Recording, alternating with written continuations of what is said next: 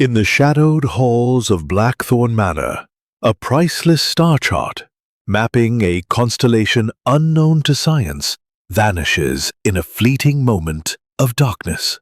Who among the gathered guests, each hiding secrets of envy, loyalty, and betrayal, dared to steal Sir Reginald Ashburn's legacy? Was it the sharp-tongued sister, the rival astronomer, the heartbroken ward, the blustering colonel, or the ambitious journalist? And what of the butler, whose loyalty masks a deeper motive? As Sherlock Holmes, the meticulous Belgian detective, unravels a web of clues, a scratch on a table, a gold thread, a hidden letter, the question burns: can his little grey cells outwit a thief bold enough to steal the heavens themselves? Step into a classic mystery where every detail matters, every suspect has a secret, and the truth is as elusive as a star in the storm. Chapter 1. The Gathering at Blackthorn Manor. In the waning days of autumn, when the leaves of Kent painted the earth in hues of amber and crimson, Blackthorn Manor stood as a sentinel of grandeur amidst the rolling hills. The estate, a sprawling relic of Georgian architecture, belonged to Sir Reginald Ashburn, a retired astronomer of considerable repute. Its ivy-clad walls and mullioned windows whispered of secrets older than the stars Sir Reginald so fervently studied. On this particular evening, October 12, 1925, the manor was alive with the soft glow of chandeliers and the murmur of cultured voices. For Sir Reginald had invited a select circle of guests to witness the unveiling of his latest triumph, the Ashburn Star Chart, a celestial map of unparalleled precision, said to reveal a constellation hitherto unknown to science. Captain Arthur Hastings, ever the loyal chronicler of his friend Sherlock Holmes's exploits, had arrived at Blackthorn Manor at the behest of an urgent telegram from Sir Reginald himself. The message, penned in a hurried hand, spoke of a matter most delicate and pressing, though it offered no further detail. Hastings, whose heart was ever stirred by the promise of adventure, had persuaded Sherlock Holmes to accompany him, though the great detective had initially demurred, citing a preference for the quiet order of his London study. Yet, as Hastings knew, the lure of a puzzle could never long be resisted by those little grey cells that so defined Sherlock Holmes's genius. The drawing room of Blackthorn Manor was a study in opulence, its walls adorned with portraits of Ashburn ancestors, their stern gazes soft. Discovery stood at the head of the room, his hands clasped behind his back. "Ladies and gentlemen," he began, his voice resonant yet tinged with a nervous edge. "Tonight marks a moment of triumph. The Ashburn Star Chart, the labor of my final years, will redefine our understanding of the heavens. But first, allow me to introduce my esteemed guests." Hastings, standing near the fireplace, observed the company with a soldier's eye for detail. There was Lady Eleanor Ashburn, Sir Reginald's younger sister, a woman of 40, with a sharp tongue and a sharper mind, her emerald gown catching the light as she surveyed the room with barely concealed disdain. Beside her stood Dr. Mortimer Crane, a rival astronomer whose gaunt frame and pinched expression suggested a man perpetually at odds with the world. Miss Clara Winthrop, Sir Reginald's ward, was a vision of youthful grace, her auburn curls framing a face that bore the weight of some unspoken sorrow. Mr. Leonard Baxter, a journalist from the Clarion, scribbled furiously in a notebook, his eager demeanor marking him as an outsider among this rarefied circle. Finally, there was Colonel Rupert Haverford, a retired military man whose booming laugh and ruddy complexion belied a calculating gaze that lingered too long on the veiled star chart. Sherlock Holmes, seated in a high-backed chair near the window, appeared at first glance disinterested, his fingers steepled beneath his chin, his eyes half-closed. Yet Hastings knew better.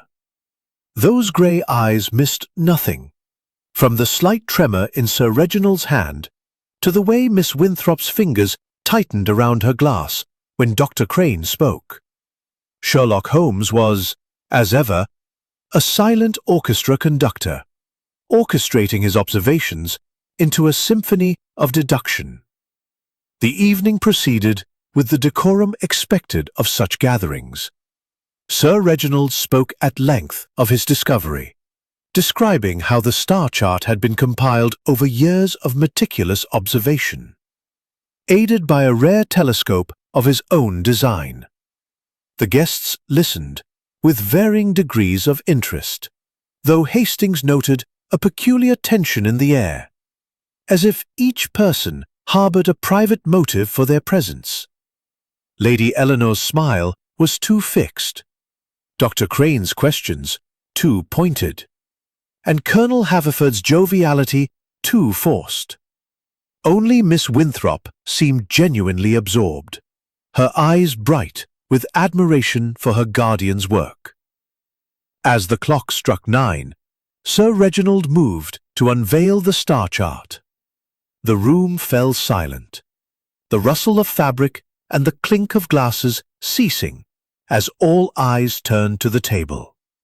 With a flourish, Sir Reginald's voice trembling with emotion. "Magnificent, yes," Dr. Crane said, his tone dry. "But is it accurate? Such claims demand scrutiny." Sir Reginald's face flushed, but before he could respond, a sharp cry pierced the room. The lights flickered, plunging the drawing-room into momentary darkness. When they returned a mere heartbeat later, the star chart was gone. The table stood empty, the velvet drape crumpled on the floor. Lady Eleanor gasped, clutching her pearls, while Colonel Haverford swore under his breath. Mr. Baxter's pencil froze mid-scribble, and Dr. Crane's lips curled in what might have been a smirk. "Good heavens!" Sir Reginald exclaimed, his face ashen. "The chart! Stolen! But how? The doors are locked, the windows secure." Hastings turned to Sherlock Holmes, expecting to find his friend already at work. But Sherlock Holmes remained seated, his eyes scanning the room with the calm precision of a metronome. "Curious," he murmured, his voice soft but carrying the weight of authority. "Very curious indeed."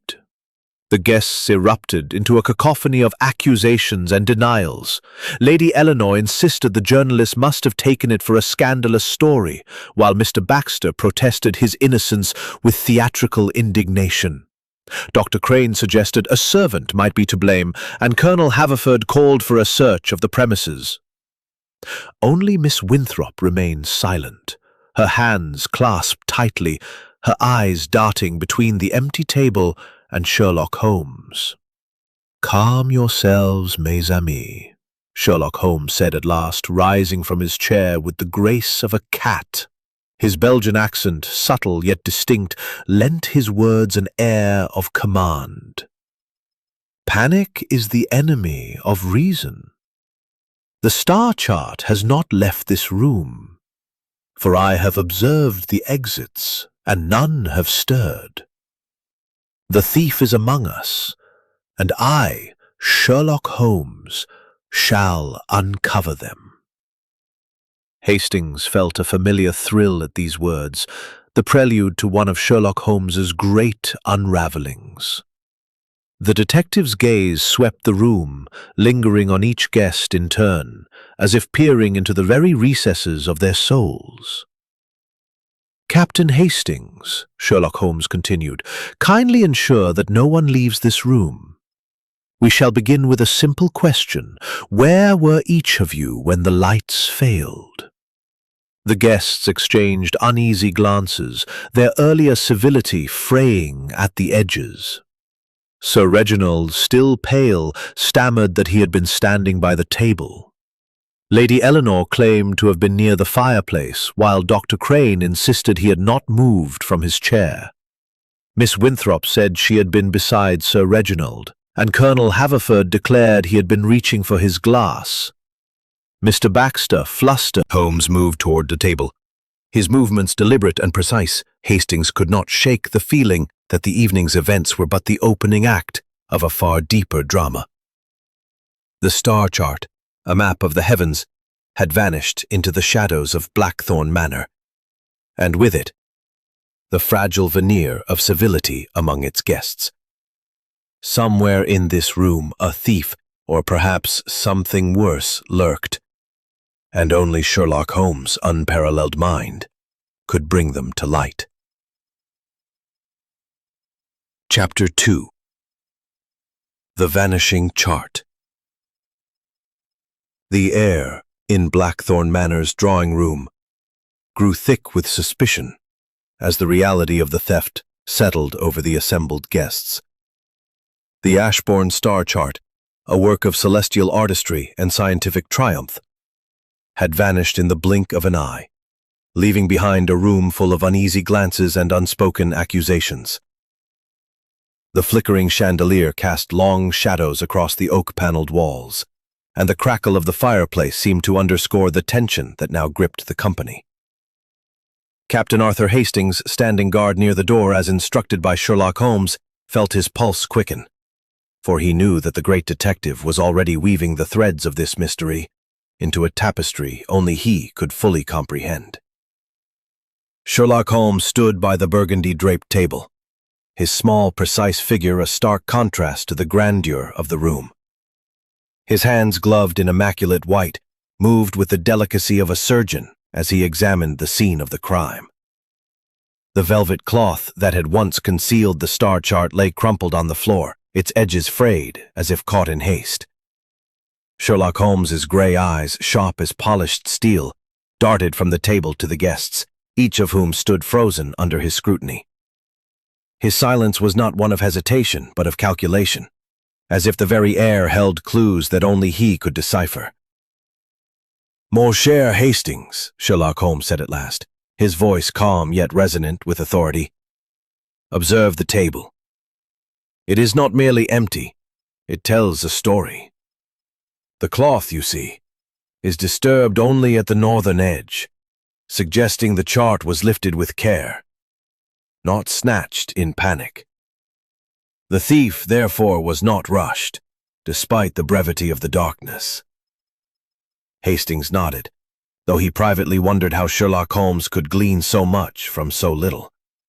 He glanced at the guests, noting their varied reactions.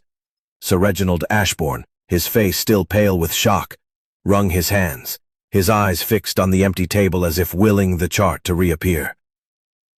Lady Eleanor, her lips pursed, stood with her arms crossed, her emerald gown catching the light as she shifted her weight. Dr. Mortimer Crane, the rival astronomer, leaned against a bookcase, his gaunt features betraying a flicker of amusement that seemed out of place. Miss Clara Winthrop, Sir Reginald's ward, clutched a handkerchief, her auburn curls trembled. Indignation muttered about damn thieves under his breath, while Mr. Leonard Baxter, the journalist, scribbled furiously in his notebook, his eyes darting between Sherlock Holmes and the others. "Mr. Sherlock Holmes," Sir Reginald said, his voice trembling with a mixture of grief and outrage. "This chart is the culmination of my life's work. It is not merely a map, but a revelation. A constellation unknown to science, discovered through years of observation. Its loss is catastrophic. You must find it." Sherlock Holmes inclined his head, his expression one of polite sympathy. "Rest assured, Sir Reginald, the chart shall be found, for it has not left this room. The doors were locked, the windows barred, and my friend Hastings has ensured no one has departed. The thief is among us, and the little grey cells are already at work." A murmur rippled through the group, each guest casting sidelong glances at their neighbours. Lady Eleanor's eyes narrowed as she fixed her gaze on Mr. Baxter. "That journalist," she said sharply. "He's been scribbling all evening. Perhaps he thought to steal the chart for some sensational headline." "Preposterous," Mr. Baxter retorted, his face reddening.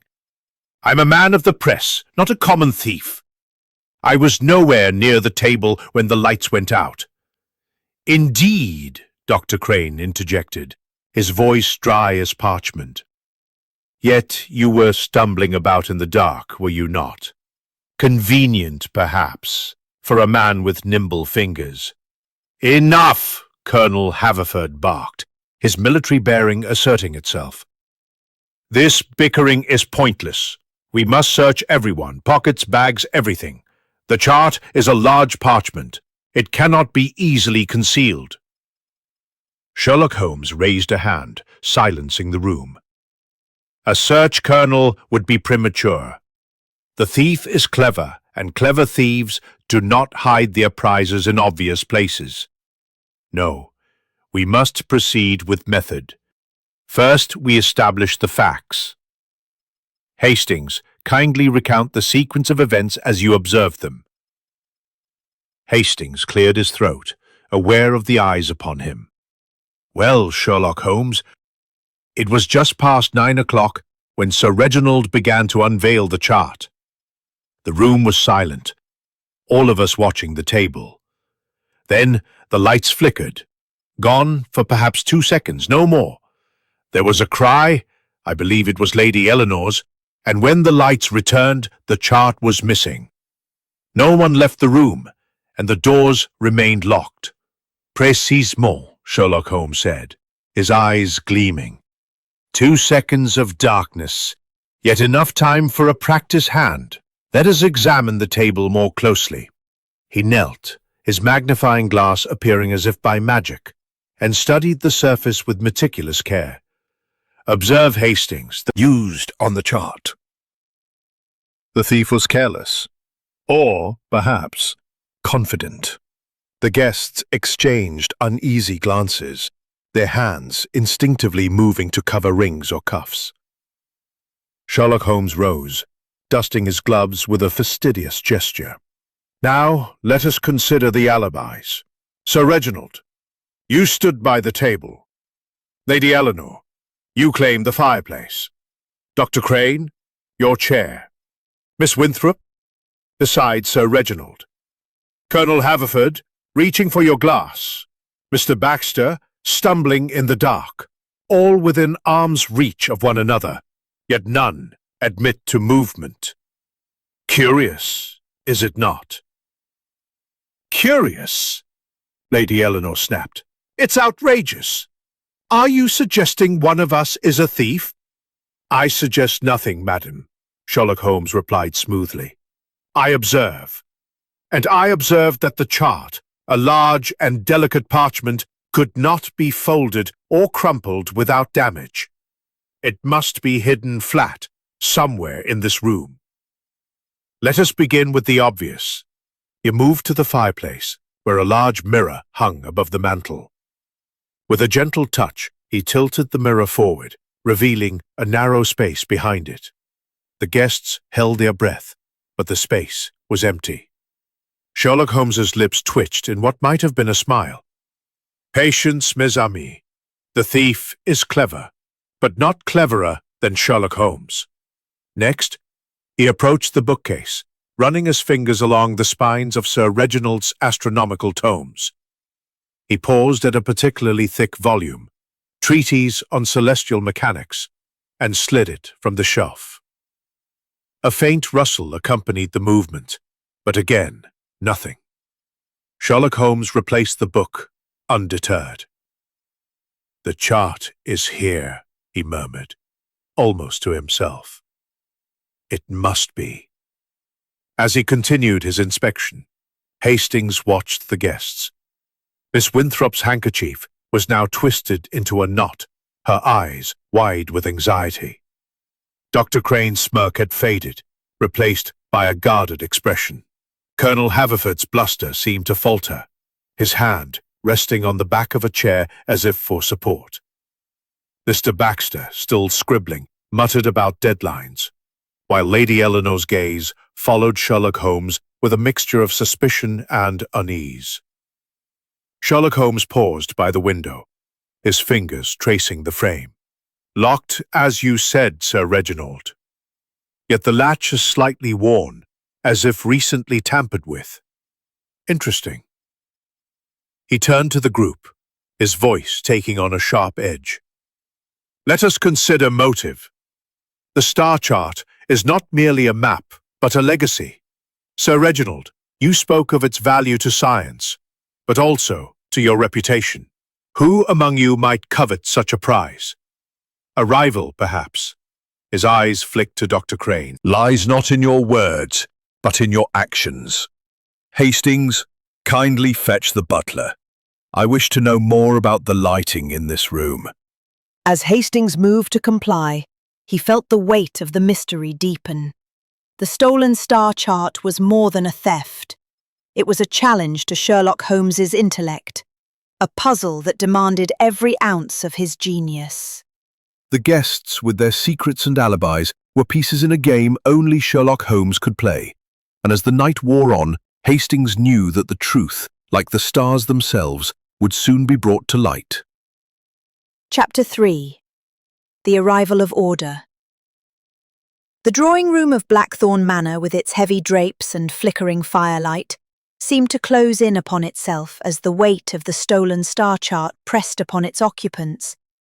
The initial shock of the theft had given way to a restless unease, each guest acutely aware that Sherlock Holmes's piercing gaze missed nothing. Captain Arthur Hastings, returning from his errand to fetch the butler, felt the familiar thrill of anticipation that always accompanied his friend's investigations. Sherlock Holmes, the meticulous Belgian detective, stood at the centre of the room, his small, precise figure radiating an air of calm authority that belied the chaos of the moment. His grey eyes, sharp as a falcon's, darted from face to face, cataloguing every twitch, every glance, every unspoken thought. The butler, Mr. Grayson, entered with the deference of a man accustomed to serving but unaccustomed to scrutiny. He was a tall, stooped figure in his late 50s, his face etched with the lines of long service, his hands clasped tightly before him. "You sent for me, sir," he said, addressing Sir Reginald but glancing nervously at Sherlock Holmes. "Indeed, Mr. Grayson." Sherlock Holmes replied, his voice smooth yet commanding. "I require information about the lighting in this room. The chandelier flickered and failed for precisely 2 seconds. Tell me, is such an occurrence common in Blackthorn Manor?" Grayson hesitated, his eyes flickering to Sir Reginald as if seeking permission to speak. At a nod from his employer, he cleared his throat. "No, sir, it is not common. The chandelier is powered by electricity, newly installed 3 years ago. It is most reliable, though the wiring in this old house can be temperamental. A storm last week caused some flickering, but tonight was unusual." "Unusual?" Sherlock Holmes repeated, his tone almost musical. "Précisément. And tell me, Mr. Grayson, who has access to the electrical controls of the manor?" Grayson's hands tightened, his knuckles whitening. "Only myself and the housekeeper, Mrs. Langley, sir. The control box is in the basement, locked and secure. No one else would have reason to tamper with it." "Reason is a curious thing." Sherlock Holmes mused, his fingers steepled beneath his chin. "It is often hidden." "Grayson! You may remain. Your presence may yet be useful of technology." As Grayson stepped to the side, his expression a mixture of relief and apprehension, Sherlock Holmes turned his attention back to the guests. The room was a tableau of strained civility. Sir Reginald Ashbourne, pacing near the empty table, his hands trembling with agitation. Lady Eleanor, her sharp eyes following Sherlock Holmes' every move. Dr. Mortimer Crane, leaning against the bookcase with a faintly mocking air. Miss Clara Winthrop, her auburn curls framing a face pale with worry. Colonel Rupert Haverford, his military bluster subdued by the weight of suspicion. And Mr. Leonard Baxter, the journalist, still clutching his notebook as if it were a shield.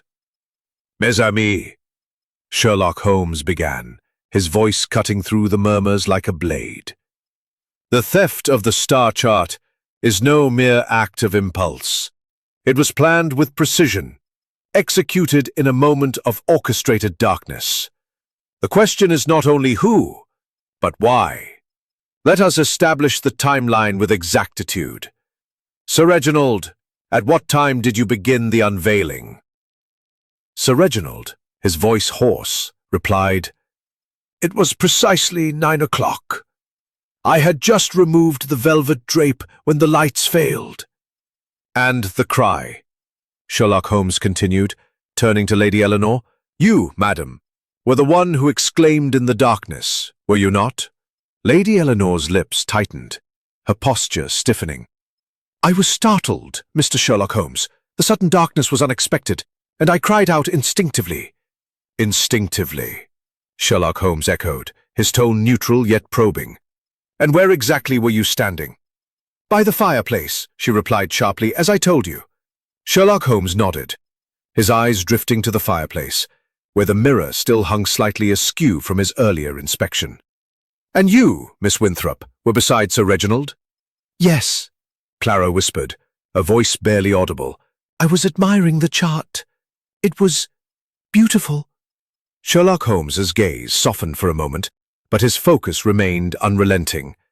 "Colonel Haverford, you were reaching for your glass. Dr. Crane, seated in your chair. Mr. Baxter, stumbling in the dark. All of you, so close, yet none saw the thief. Fascinating." Colonel Haverford bristled. "See here, Sherlock Holmes. I don't care for your tone. Are you accusing us all?" "Not accusing, Colonel," Sherlock Holmes said smoothly. "Observing. The star chart is a large parchment, approximately 3 feet by 2, inked in gold and black. It cannot be folded without damage, yet it has vanished from a locked room. This suggests a hiding place within this very chamber. Let us consider the possibilities." He moved to the grand piano in the corner, its polished surface reflecting the chandelier sign of the chart. He closed it with a soft click, undeterred. "The thief is clever," he said, almost to himself. "But cleverness leaves traces." Hastings, watching from his post by the door, marveled at Sherlock Holmes's calm. The detective's movements were deliberate, his questions precise, each one a probe into the minds of the suspects. Hastings noted the way Dr. Crane's fingers twitched, as if longing to adjust his spectacles, the way Miss Winthrop's handkerchief was now a crumpled ruin, the way Mr. Baxter's pencil had slowed, his eyes darting nervously. Sherlock Holmes approached the window once more, his magnifying glass reappearing as he examined the latch. "The wear on this latch," he said, "suggests recent use, yet the window remains secure. Perhaps a distraction, or perhaps a clue to something deeper." He turned to the group, his voice sharpening. "Let us speak of motives. Sir Reginald, the chart is your legacy, but to others it may represent something else, fame, fortune, or revenge. Dr. Crane, as a rival astronomer, might you not wish to claim such a discovery?" Dr. Crane's smirk vanished, his eyes narrowing. "That's slander, Sherlock Holmes. My work speaks for itself. I've no need to steal another's." "And yet," Sherlock Holmes continued, "your questions tonight were pointed, almost as if you sought flaws in Sir Reginald's work. Lady Eleanor, as his sister, you stand to inherit his estate. A stolen chart might increase its value or diminish his. Lady Eleanor's face flushed with indignation. How dare you! I've supported Reginald's work for years! Sherlock Holmes raised a hand, silencing further outbursts. Motive is not proof, but it is a lens through which we view actions. Miss Winthrop, your devotion to Sir Reginald is clear, yet your eyes betray a secret. Colonel Haverford, your interest in the chart seemed proprietary. Mr. Baxter, a story of this magnitude could make your career. The room erupted in denials, each voice rising over the others. Sherlock Holmes let them speak, his expression one of quiet satisfaction, as if their reactions were pieces of a puzzle falling into place. Enough, you said at last. The truth lies in the details. Hastings, kindly assist Mr. Grayson in examining the chandelier's wiring. I wish to know if it was tampered with. As Hastings and Grayson moved to comply, Sherlock Holmes returned to the table, his fingers tracing the faint scratch he had noted earlier. A ring, perhaps, he murmured. Or a cufflink. Something personal, something careless. His eyes flicked to Colonel Haverford's sleeve, where a gold cufflink gleamed, then to Dr. Crane's hand, adorned with a mind clearly elsewhere, piecing together the invisible threads of the crime. As Hastings returned to his side, he whispered, "The game is afoot, my friend. The thief believes they have outwitted us, but they have not reckoned with the order and method of Sherlock Holmes." The night was far from over, and the drawing-room of Blackthorn Manor remained a stage for secrets, each guest a player in a drama of deception. The star chart, a map of the heavens, was hidden somewhere within these walls, and Sherlock Holmes's little grey cells were already tracing its path through the shadows. Chapter 4. The Interrogation of Motives. The drawing-room of Blackthorn Manor, with its heavy oak beams and the faint scent of beeswax polish, seemed to contract under the weight of Sherlock Holmes's scrutiny.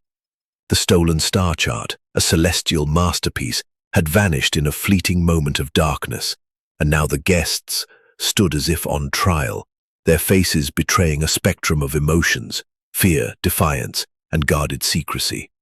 Captain Arthur Hastings, stationed near the door, felt the tension coil tighter with each passing minute, his soldiers' instincts alert to the undercurrents of suspicion that swirled among the company. Sherlock Holmes, the Belgian detective whose meticulous mind was a beacon in the fog of deceit, stood at the center of the room, his small frame radiating an authority that silenced even the most indignant protests. The chandelier, now fully illuminated, cast a warm glow over the scene, but its light did little to dispel the chill of mistrust. Sherlock Holmes's grey eyes, sharp and unyielding, moved from one guest to another, as if reading the very thoughts etched behind their carefully composed facades. The velvet drape, still crumpled on the floor beside the empty table, was a mute testament to the crime, its frayed edge a silent clue that Sherlock Holmes had not yet fully unraveled. He turned to the group, his voice precise and measured, carrying the weight of inevitability. "Mes amis," Sherlock Holmes began, his Belgian accent lending a melodic cadence to his words. "The theft of the star chart is a puzzle of precision, not chance. To solve it, we must probe the minds of those present, for the motive lies not in the act alone, but in the desires that drive it. Let us begin with questions, simple yet revealing. Sir Reginald, tell me of the chart's value, beyond its scientific merit." Sir Reginald Ashbourne, his white hair dishevelled from nervous pacing, straightened as if summoned to a lecture hall. "The chart is priceless, Mr. Sherlock Holmes," he said, his voice quivering with passion. "It maps a new constellation, discovered through years of observation with my telescope. Its publication would secure my legacy, but also attract considerable attention, perhaps even wealth, for collectors and institutions would pay handsomely for such a discovery." Sherlock Holmes nodded, his expression inscrutable. Wealth then is a motive and fame. Let us turn to Dr. Mortimer Crane. As a fellow astronomer, you have questioned the chart's accuracy. Might its theft serve to protect your own reputation? Dr. Crane's gaunt face tightened, his eyes narrowing behind his spectacles. "I resent the implication, Sherlock Holmes," he snapped, his voice sharp as a scalpel. "My work is rigorous, peer-reviewed. I had no need to steal Ashbourne's chart to prove my superiority. If anything, its flaws would have been exposed in due course." "Flaws?"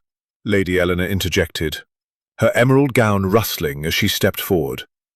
"My brother's work is flawless. You've always been jealous, Mortimer. Ever since he surpassed you at the Royal Astronomical Society." Dr. Crane's lips curled into a thin smile. "Jealousy, Eleanor. Perhaps you should look to your own motives. As Reginald's heir, the chart's value would fall to you. A timely theft might inflate its worth, or allow you to sell it quietly."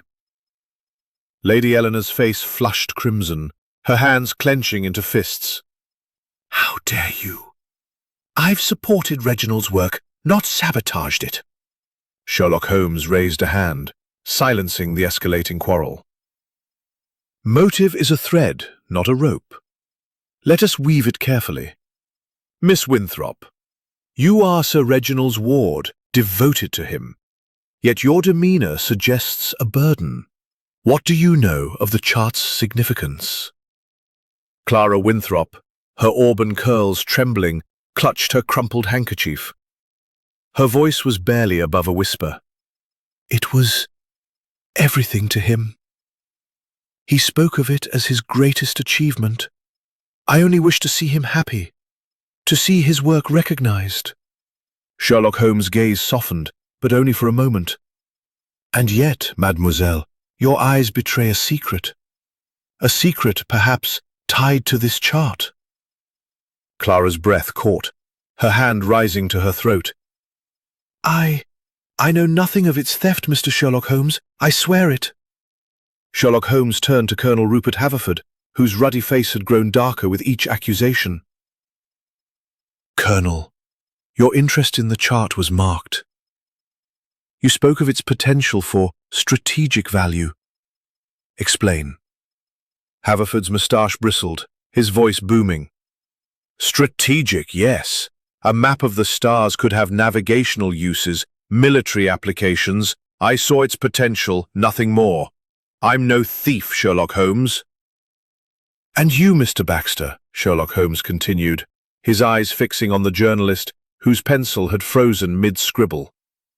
"A story of this theft could make your name. Were you tempted to create the scandal yourself?" Baxter's face reddened, his notebook snapping shut. "That's absurd. I'm here to report, not to steal." The physical clues speak when human tongues falter. He moved to the table, kneeling to inspect the faint scratch he had noted earlier. His magnifying glass glinted as he studied the mark. Then the smudge of gold ink nearby. "This scratch," he murmured, "is not random. It was made by a metal object, sharp and precise, a cufflink perhaps, or a ring." His eyes flicked to Colonel Haverford's gold cufflinks, then to Dr. Crane's signet ring, both men shifting uncomfortably under his gaze. Rising, Sherlock Holmes approached the bookcase, his fingers brushing the spines of Sir Reginald's astronomical tomes. He paused at a volume of stellar cartography, pulling it free with a gentle tug. A faint rustle sounded, but the book revealed nothing. Replacing it, he turned to the fireplace, where the mirror still hung slightly askew. "The mirror," he said almost to himself, "is too obvious, yet it draws the eye. A distraction, perhaps." Hastings, watching from his post, marveled at Sherlock Holmes's method. Each question, each movement, was a step in a dance only the detective understood. The guests, however, grew restless, their alibis repeated with increasing defensiveness. Sherlock Holmes ignored their protests, his attention now on the heavy curtains that framed the windows. He ran his fingers along the fabric, pausing at a seam where the stitching seemed slightly loose.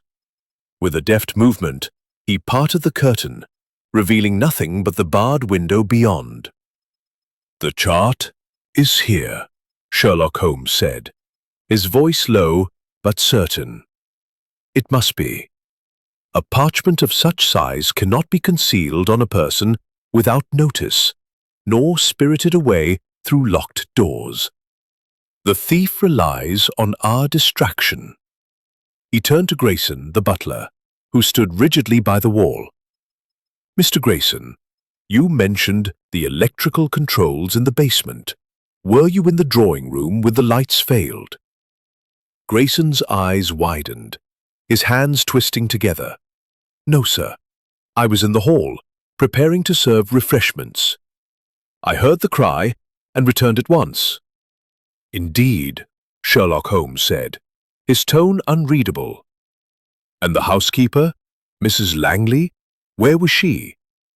"She was in the kitchen, sir," Grayson replied. "She had no cause to be near the controls."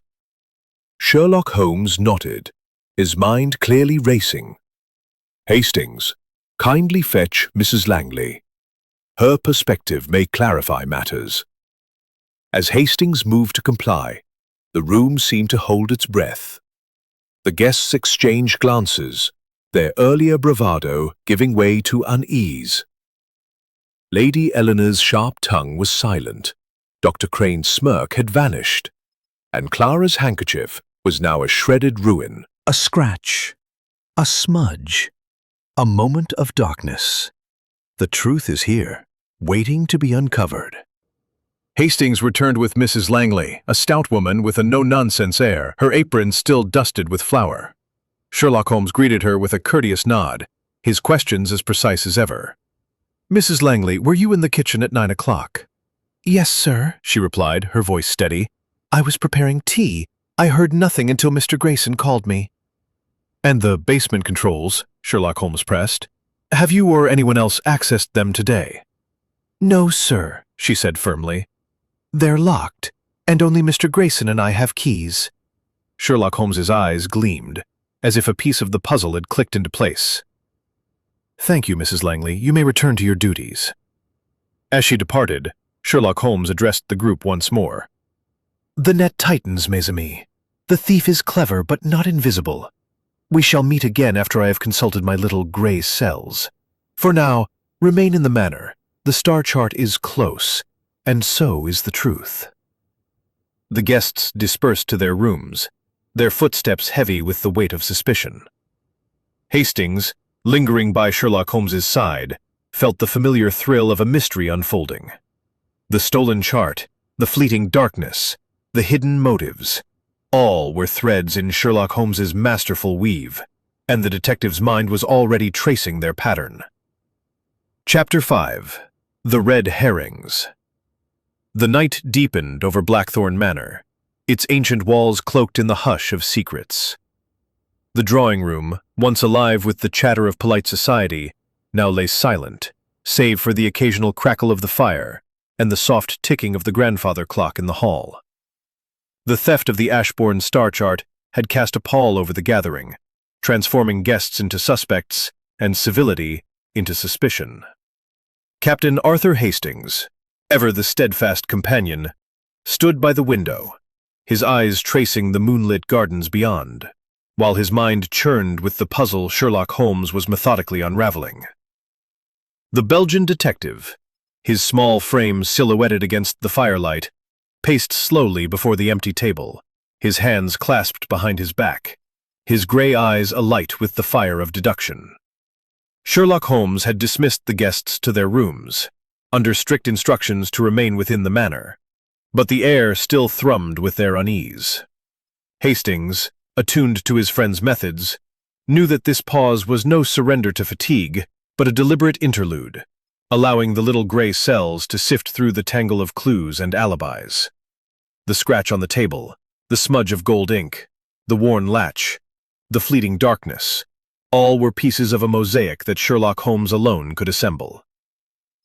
"Hastings, mon ami," Sherlock Holmes said at last, his voice soft yet resonant. "The thief believes they have outwitted us, but they have made a fatal error. They have left a trail. The mind of the criminal is like a poorly kept ledger, full of entries that betray the truth if one knows where to look." Hastings turned from the window, his curiosity piqued. "You've found something, haven't you, Sherlock Holmes? A clue the rest of us missed." Sherlock Holmes's lips curved into a faint, enigmatic smile. "Not one clue, Hastings, but many. The thief is clever, yes, but cleverness is a double-edged sword. It invites overconfidence, and overconfidence invites mistakes. Come, let us revisit the scene." He led Hastings back to the table, where the velvet drape still lay in a crumpled heap. Kneeling, Sherlock Holmes examined the scratch once more, his magnifying glass catching the firelight. "This mark," he said, "is no accident. It was made by a metal object, sharp, precise, and personal. A cufflink, I suspect, or perhaps a ring. Observe its depth. It was pressed with force, yet not in haste. The thief was calm, even in the darkness." Hastings frowned, glancing at the guest's earlier positions. "Colonel Haverford has those gold cufflinks, and Dr. Crane wears a signet ring. Could it be one of them?" "Possibly," Sherlock Holmes replied, rising with a graceful motion. "But we must not leap to conclusions. The red herring is the thief's ally, designed to distract. Let us consider another possibility." He moved to the bookcase, his fingers brushing the spine of Treatise on Celestial Mechanics, the volume that had rustled earlier. He slid it free, revealing a faint crease in the shelf's lining, a subtle irregularity that might have gone unnoticed by a less discerning eye. "Interesting," he murmured. "A hiding place, perhaps, but not for the chart itself. Too small." He replaced the book and turned his attention to the fireplace, where the mirror's slight tilt still intrigued him. "The mirror is too obvious," he said, almost to himself. "Yet it draws the eye. A distraction or a misdirection?" He tilted it further, peering into the narrow space behind, but found only dust and cobwebs. As Sherlock Holmes continued his inspection, the door creaked open, and Sir Reginald Ashburn entered, his face drawn with worry. "Mr. Sherlock Holmes," he said, his voice trembling, "I cannot rest. The chart is my life's work.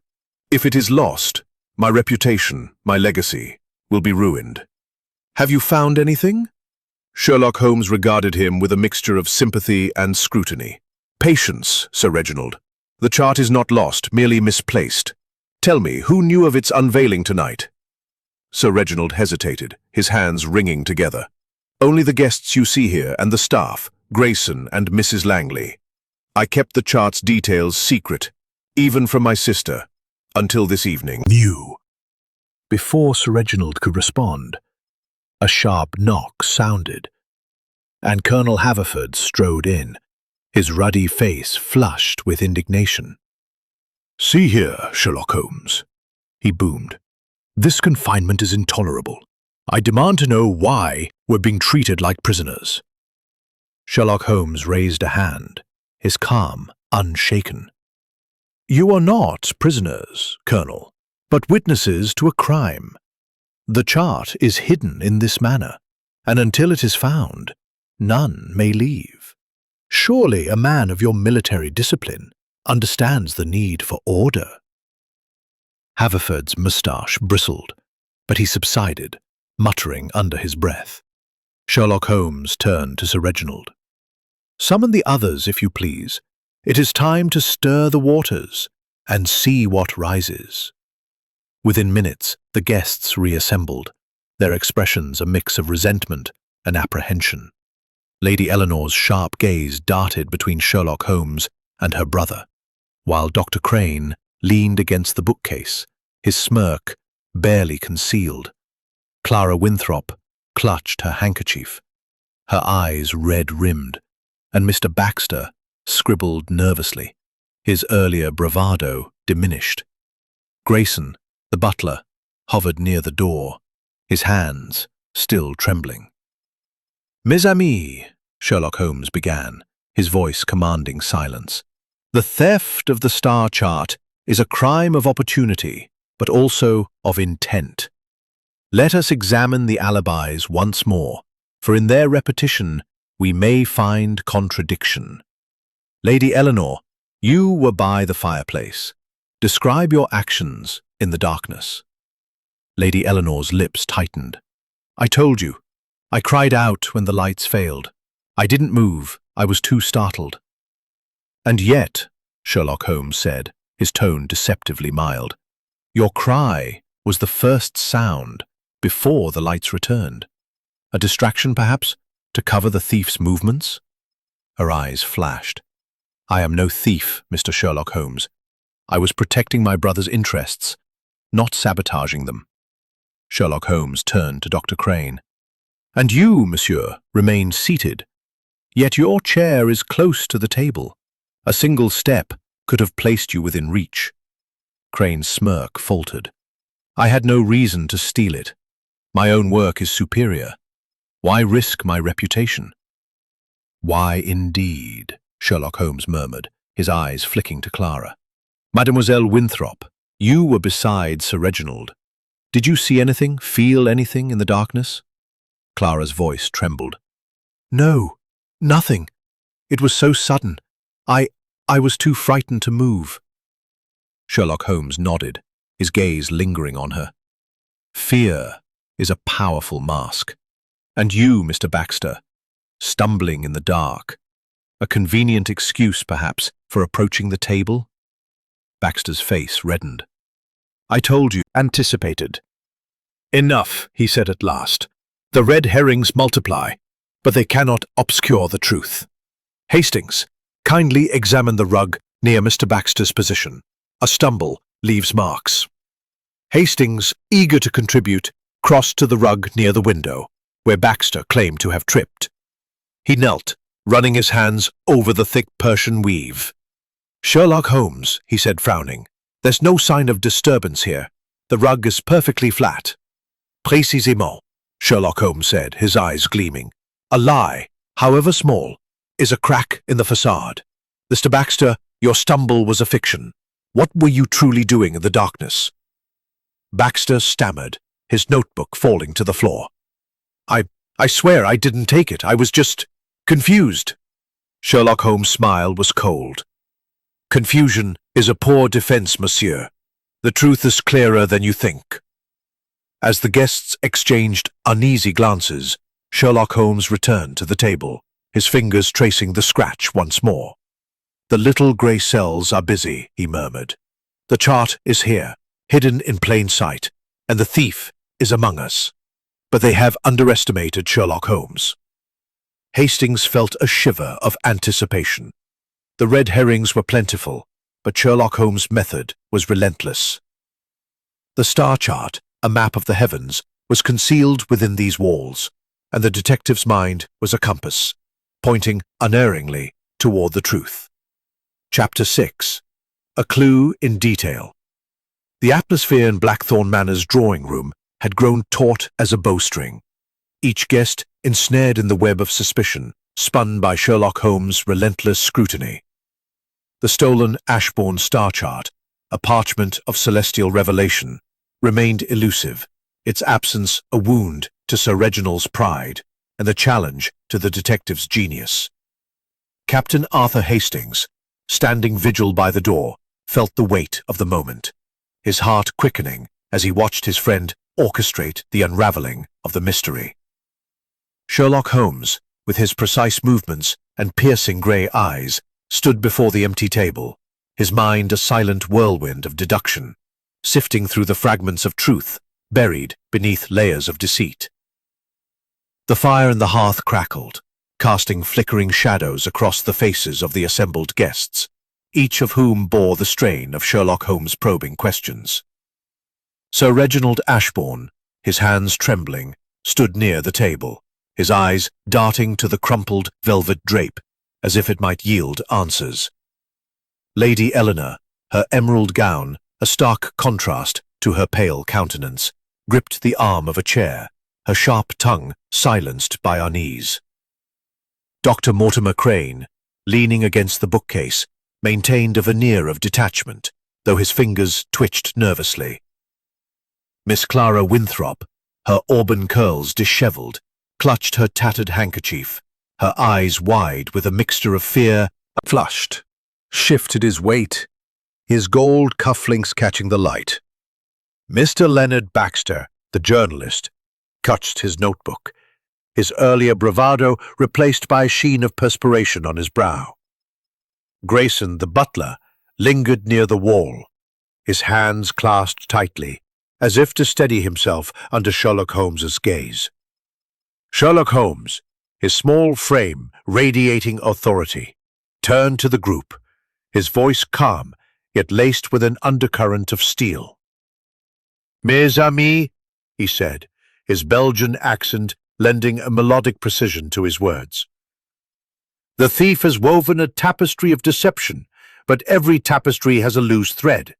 It is in the details, the smallest, most overlooked details, that the truth reveals itself.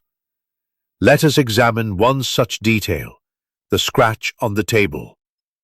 He knelt beside the table, his magnifying glass glinting, as he studied the faint mark once more. "This scratch," he said, his voice low but commanding, "is not a mere blemish. It is a signature, left by a metal object, sharp, deliberate, and personal.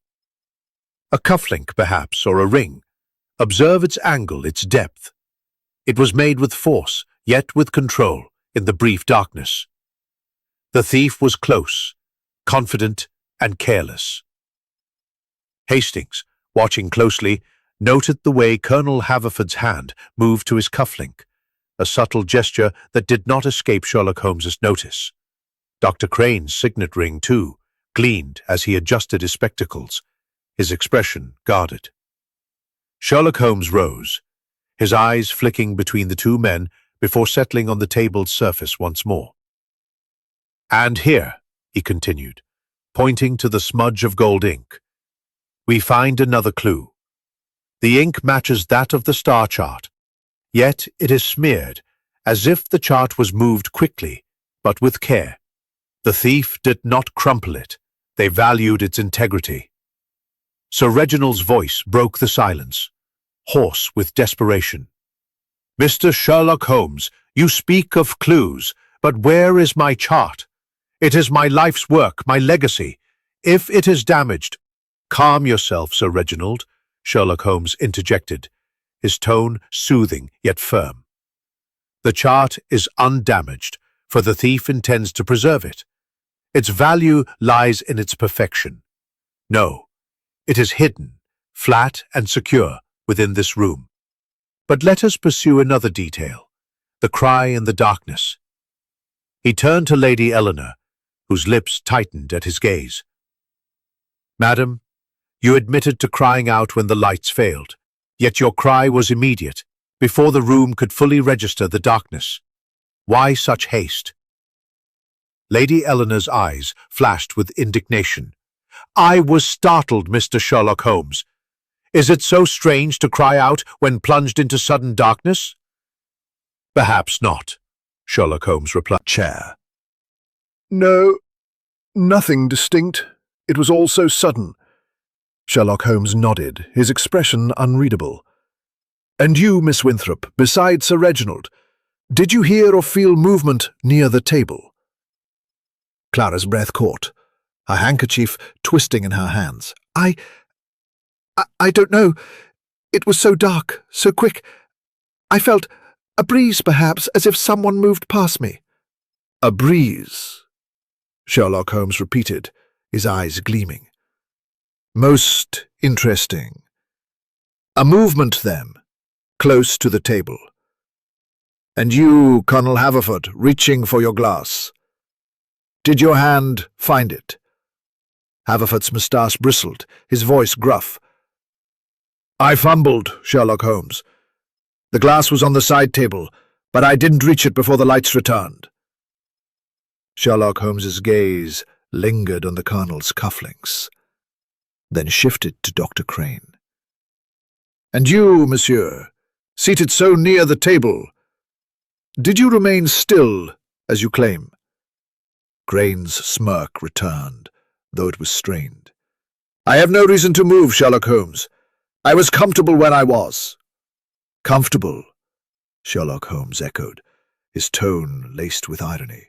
Yet comfort is a luxury in a room of thieves. Mr. Baxter, your stumble was a fiction, as we have established. What did you truly do in the darkness? Baxter's face reddened, his notebook trembling in his hands. I told you I was confused. I didn't touch the chart. Sherlock Holmes's smile was cold. Confusion, monsieur, is a poor disguise for intent. Let us turn to another detail, the chandelier. You gestured to Grayson, who stiffened under his scrutiny. Mr. Grayson, you confirmed the wiring is reliable. Yet the lights failed for precisely 2 seconds. A deliberate act, perhaps. Grayson's hands twisted together, his voice unsteady. I swear, sir, I know nothing of it. The controls are locked, and I was in the hall. Indeed, Sherlock Holmes said, his eyes narrowing. Yet someone caused the darkness. Someone who knew the chart's unveiling was imminent. He moved to the chandelier, climbing a small stepladder provided by Grayson to inspect the wiring. His fingers, gloved in white, traced the connections with surgical precision. No tampering here, he murmured, descending with a graceful step. The fault lies elsewhere, perhaps in the basement controls. We shall investigate in due course. Returning to the table, Sherlock Holmes paused, his eyes catching a glint of something beneath the velvet drape. He lifted it, revealing a single gold thread, fine as a spider's web, caught in the fabric's frayed edge. Voila, he said softly, holding it to the light. Embroidery, and Clara's dress bore a delicate gold trim. Baxter's tie-pin glinted faintly, and even Grayson's livery had gold buttons. Sherlock Holmes pocketed the thread, his expression one of quiet triumph. A small thing, yet significant.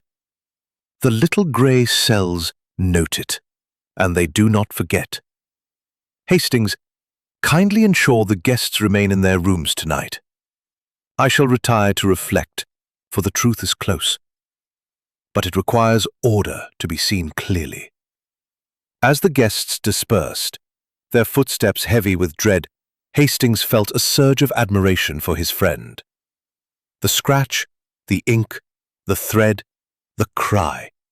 Each was a note in Sherlock Holmes's symphony of deduction, and the melody was growing clearer. The star chart, hidden somewhere in this locked room, was a prize the thief could not keep forever. Sherlock Holmes's little grey cells were closing in, and the truth, like a star emerging from clouds, would soon shine forth. Chapter 7. More lies surface. The night draped Blackthorn Manor in a shroud of silence, broken only by the distant hoot of an owl and the occasional creak of ancient timbers settling in the chill of autumn. The drawing room, now dimmed to a single lamp, seemed to hold its breath as the mystery of the stolen Ashbourne star chart deepened. Captain Arthur Hastings, stationed by the door as the guests retired to their rooms, felt the weight of unspoken secrets pressing against the manor's walls. The air was thick with suspicion, and each creak of the floorboards seemed to whisper of hidden truths. Sherlock Holmes, the Belgian detective whose mind was a crucible for logic, stood by the fireplace, his small figure bathed in the lamp's soft glow, his grey eyes gleaming with the intensity of a man on the cusp of revelation. The gold thread, discovered beneath the velvet drape, lay carefully folded in Sherlock Holmes' pocket, a silent witness to the thief's carelessness. The scratch on the table, the smudge of ink, the cry in the darkness, and now this delicate filament. All were threads in the tapestry Sherlock Holmes was weaving. A tapestry that would soon reveal the face of the culprit. Yet, as Hastings had learned from years at his friend's side, the path to truth was never straight, and the lies of the guilty were often the most illuminating. Sherlock Holmes turned to Hastings, his voice low and deliberate. "Mon ami?" The thief grows nervous. The net tightens, and they sense it. Tonight we shall see what lies surface when pressure is applied. But first, we must probe deeper into the motives of our little circle. He moved to the table, his fingers tracing the scratch once more, as if it held a message only he could read. "The gold thread," he murmured, "is a clue not only to the thief, but to their intent." Auburn curls loose, and her face pale as moonlight. Her handkerchief, now little more than a rag, trembled in her hands. "Mr. Sherlock Holmes," she said, her voice barely above a whisper. "I must speak with you. Alone, if you please." Sherlock Holmes's eyes softened, but his posture remained alert. "Mademoiselle, you have my attention. Hastings, kindly remain, but at a distance. Your presence is a comfort, not a hindrance." Hastings nodded, stepping back to the window, his curiosity piqued. Clara hesitated, her eyes darting to the empty table. I haven't been entirely truthful," she began, her voice breaking. "I know something about the chart. Not its theft, but its importance. Sir Reginald, he wasn't alone in its creation." Sherlock Holmes's eyebrows rose, a rare sign of surprise. "Continue, mademoiselle. Every detail matters." Clara swallowed, her hands twisting the handkerchief. "There was another astronomer, a young man named Edward Langley, Mrs. Langley's son. He worked with Sir Reginald, helped with the calculations. But they quarrelled months ago. Edward left the manor, and Sir Reginald never spoke of him again. I thought, perhaps it's relevant." Sherlock Holmes's gaze sharpened. "A quarrel, you say? Over what?" "I don't know exactly," Clara admitted, her eyes downcast. "But I heard Edward accuse Sir Reginald of taking credit for his work. It was bitter, angry. I thought it was over, but now, with the chart stolen—" "Most interesting," Sherlock Holmes said, his fingers steepled beneath his chin. "And why, mademoiselle, did you withhold this until now?" Clara's cheeks flushed, and she looked away. "I was afraid. Sir Reginald has been kind to me, like a father. I didn't want to betray him or stir up old wounds." Sherlock Holmes nodded, his expression unreadable. "Fear is a powerful silencer, but truth is louder. Thank you, Miss Winthrop. You may retire, but do not leave the manor." As Clara departed, her footsteps soft and hurried, Sherlock Holmes turned to Hastings. A new thread, Hastings. Edward Langley, a name unspoken until now. We must learn more of this quarrel. But first, let us summon another. He sent for Lady Eleanor, who entered with the air of a queen summoned to a commoner's court. Her emerald gown rustled, and her eyes were sharp with defiance. "Mr. Sherlock Holmes," she said, her voice icy, "I trust you have a reason for disturbing me at this hour." "Indeed, madam," Sherlock Holmes replied, his tone courteous but firm. "You are Sir Reginald's sister and heir. The star chart's value would benefit you greatly, yet you claim no knowledge of its theft. Tell me, what is your relationship with Dr. Mortimer Crane?" Lady Eleanor's lips tightened, a flicker of unease crossing her face. "More warmth between us." "No warmth," Sherlock Holmes echoed, his eyes narrowing. "Yet I observed you speaking with him earlier. Your voice is low, your gestures guarded. A secret, perhaps?" Lady Eleanor's hand clenched, her rings glinting. None of them gold, Hastings noted. "You overstep, Mr. Sherlock Holmes. I discussed nothing of consequence with Mortimer. He's a rival, always seeking to undermine Reginald. If anyone had motive to steal the chart, It's him." Sherlock Holmes' smile was faint but piercing. "Accusations are easy, madame, but truth requires evidence. Thank you for your candor. You may go." As Lady Eleanor swept out, Sherlock Holmes summoned Dr. Crane, whose gaunt frame and pinched expression seemed to carry the weight of his own suspicions. "Dr. Crane," Sherlock Holmes began, "you deny any interest in the chart.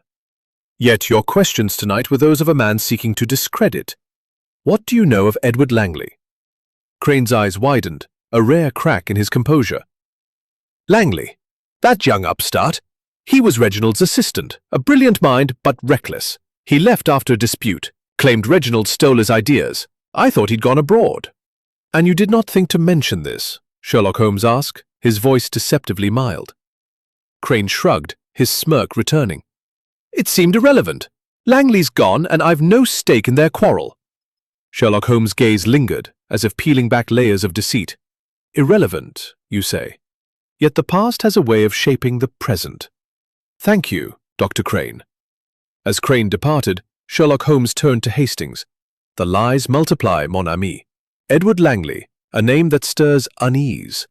We must learn more of him, but first, another detail demands attention." He returned to the bookcase, his fingers brushing the spine of stellar cartography. This time he removed it and several neighboring volumes, revealing a faint outline in the wood, a panel cleverly concealed. With a gentle press, the panel clicked open, revealing a shallow compartment. Inside lay a single sheet of paper, not the star chart, but a letter, its ink faded but legible. Sherlock Holmes unfolded it, his eyes scanning the words. "A letter from Edward Langley to Sir Reginald," he said softly, "dated 6 months ago. Listen, Hastings. You have taken my work, my future, and claimed it as your own. The chart is as much mine as yours, and I will not rest until justice is done." Hastings' breath caught. "Langley? Could he be the thief?" Sherlock Holmes' eyes gleamed. "A possibility, but he is not here, and the chart is. The letter suggests motive, but not means. No, the thief is among us, and this letter is another thread in their tapestry of deceit." He pocketed the letter, his mind clearly racing. "We must speak with Mrs. Langley, the housekeeper. Her son's name has surfaced, and she may hold the key to his role. But first, let us mind Faldry. Observe the guests at breakfast tomorrow. Lies, Hastings, are like shadows. They grow longer as the light of truth approaches." As they retired for the night, the manor seemed to pulse with secrets. The gold thread, the letter, the quarrel with Langley, all were clues that pointed to a deeper truth. Sherlock Holmes' little grey cells were at work, unravelling the lies that cloaked the thief's identity. The star chart, hidden somewhere within these walls, was a prize that could not remain concealed forever. And Hastings knew that the detective's methodical mind would soon bring the truth to light. Chapter 8. The Emotional Turning Point. The dawn broke over Blackthorn Manor with a pale, reluctant light, as if the sun itself hesitated to illuminate the secrets lurking within its walls. The dining room, where the guests gathered for breakfast, was a study in strained civility. The clink of silverware and the murmur of polite conversation barely masking the undercurrent of tension. The theft of the Ashbourne star chart had transformed the manor into a stage for suspicion, and each guest played their role with a mixture of defiance and unease. Captain Arthur Hastings, seated at the far end of the table, observed the scene with a soldier's eye, noting the subtle shifts in posture and glance that betrayed hidden truths. Sherlock Holmes, impeccable in his morning attire, sat with an air of serene detachment, his grey eyes scanning the company as if reading a complex manuscript.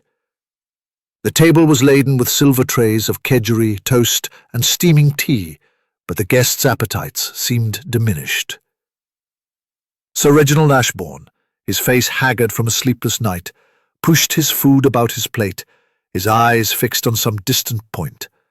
Lady Eleanor, her sharp features drawn, sipped her tea with deliberate calm, though her hand trembled slightly. Dr. Mortimer Crane, his gaunt frame hunched, ate sparingly, his gaze flickering toward Sherlock Holmes with a mix of curiosity and wariness. Miss Clara Winthrop, her auburn curls pinned hastily, looked as if she had wept through the night, her eyes red and her movements fragile. Colonel Rupert Haverford, his ruddy complexion dulled, buttered his toast with unnecessary vigour, while Mr. Leonard Baxter, the journalist, scribbled in his notebook between bites, his nervous energy palpable. Grayson, the butler, moved silently about the room, his hands steady but his face pale, as if the mention of his housekeeper's son, Edward Langley, had shaken him. Sherlock Holmes, his breakfast untouched, broke the silence with a voice as precise as a metronome. "Mes amis," he said, his Belgian accent lending a melodic authority to his words. "The night has brought reflection, and reflection brings..." Lips tightening. "Plainly, Mr. Sherlock Holmes, you've accused us all in turn, yet the chart is still missing. What more do you want from us?" Sherlock Holmes's smile was faint but piercing. "The truth, madam. It is a simple thing, yet so difficult to extract.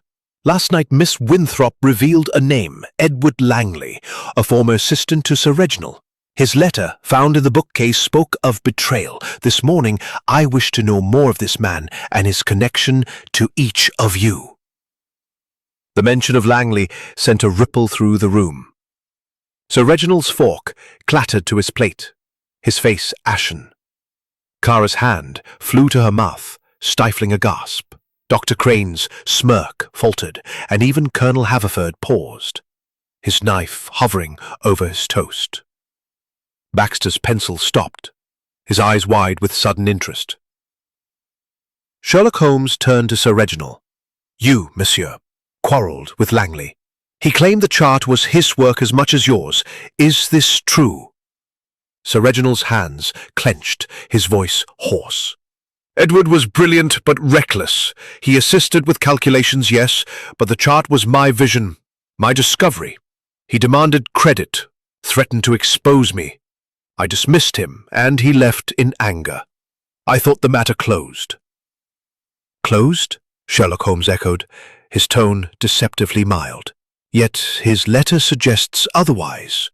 And you, Dr. Crane, knew of Langley. Why did you not speak of him earlier?" Crane's eyes narrowed, his voice sharp. "I told you, he was an upstart. His departure was no loss to science. I saw no reason to dredge up old gossip." Sherlock Holmes's gaze shifted to Clara, who shrank under its weight. "Mademoiselle, you knew of Langley's quarrel. Was there more to your silence? A personal connection, perhaps?" Clara's breath caught, her eyes filling with tears. I cared for Edward," she whispered, her voice breaking. "He was kind, passionate about his work. When he left, I was heartbroken, but I couldn't betray Sir Reginald. He's been like a father to me." The room fell silent, the weight of her confession hanging heavy. Hastings, watching from his seat, felt a pang of sympathy for the young woman, her emotions laid bare before the unforgiving logic of Sherlock Holmes's inquiry. Lady Eleanor's expression softened, a rare crack in her sharp facade, while Sir Reginald looked stricken, as if seeing his ward anew. Sherlock Holmes nodded, his eyes softening briefly. "Merci, mademoiselle. Your candour is a step toward the truth. But let us not be swayed by emotion alone. Colonel Haverford, you spoke of the chart's strategic value. Did you know Langley, perhaps through military channels?" Haverford's moustache bristled, his voice gruff. "Never met the man," might to the journalist. A story about Langley's quarrel could have been a sensation. "Did you know of him?" Baxter's face reddened, his notebook snapping shut. "I heard rumors, yes, but nothing concrete. I'm here for the chart's unveiling, not old scandals." Sherlock Holmes' smile was cold. "Yet, Scandals sell papers, do they not? And you, Grayson, he said, turning to the butler, who stiffened at the sudden attention. Your housekeeper, Mrs. Langley, is Edward's mother. Did you know of her son's dispute with Sir Reginald? Grayson's hands trembled, his voice low. I knew, sir. Mrs. Langley was devastated when Edward left. She never spoke of it, but I saw her pain. I swear, neither of us had anything to do with the theft. Sherlock Holmes's eyes gleamed, as if a piece of the puzzle had clicked into place. Pain is a powerful motive, monsieur. But let us return to the clues. The gold thread found beneath the drape suggests a connection to someone in this room. Lady Eleanor, your gown has gold embroidery. Miss Winthrop, your dress bears gold trim. Colonel Haverford, your cufflinks are gold. Dr. Crane, your ring. Even you, Mr. Baxter, have a gold tie-pin. The thread is a whisper of the thief's identity. The guests exchanged uneasy glances, their hands instinctively checking their attire. Sherlock Holmes moved to the bookcase, where the hidden letter from Langley had been found. This letter, he said, holding it aloft, speaks of betrayal, but also of opportunity. Langley's absence does not absolve those present. The chart is here, hidden in this room, and the thief is among us. Clara's composure broke, a sob escaping her lips. I can't bear this, she cried, rising from her seat. I didn't take it, but I feel his shadow, Edward's shadow, over all of this. If I'd spoken sooner, perhaps— Sherlock Holmes raised a hand, his voice gentle but firm. Mademoiselle, your heart speaks, but the mind must guide. Your confession has illuminated a path. Sit, please. We are close to the truth. As Clara sank back into her chair, tears streaming down her face, Hastings felt the room shift, as if the emotional weight of her words had cracked the facade of lies. Sherlock Holmes's gaze swept the group, his mind clearly racing.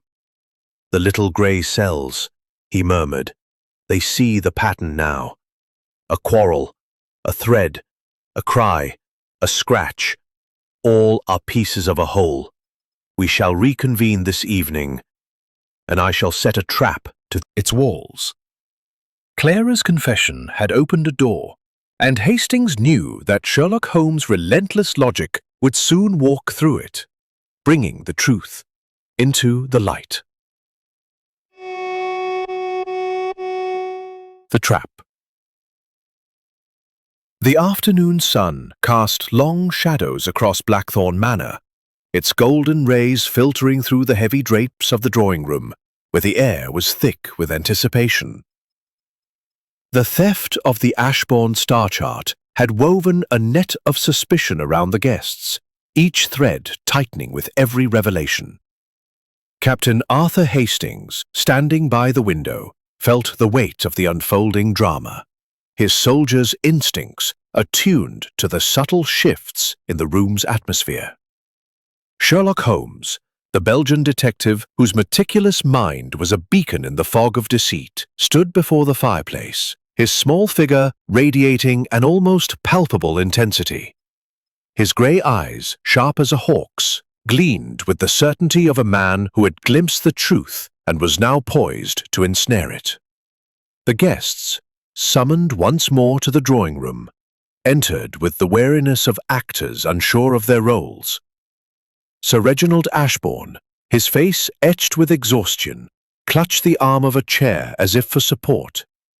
Lady Eleanor, her emerald gown replaced by a sombre grey dress, stood with her arms crossed, her sharp gaze darting between Sherlock Holmes and the others.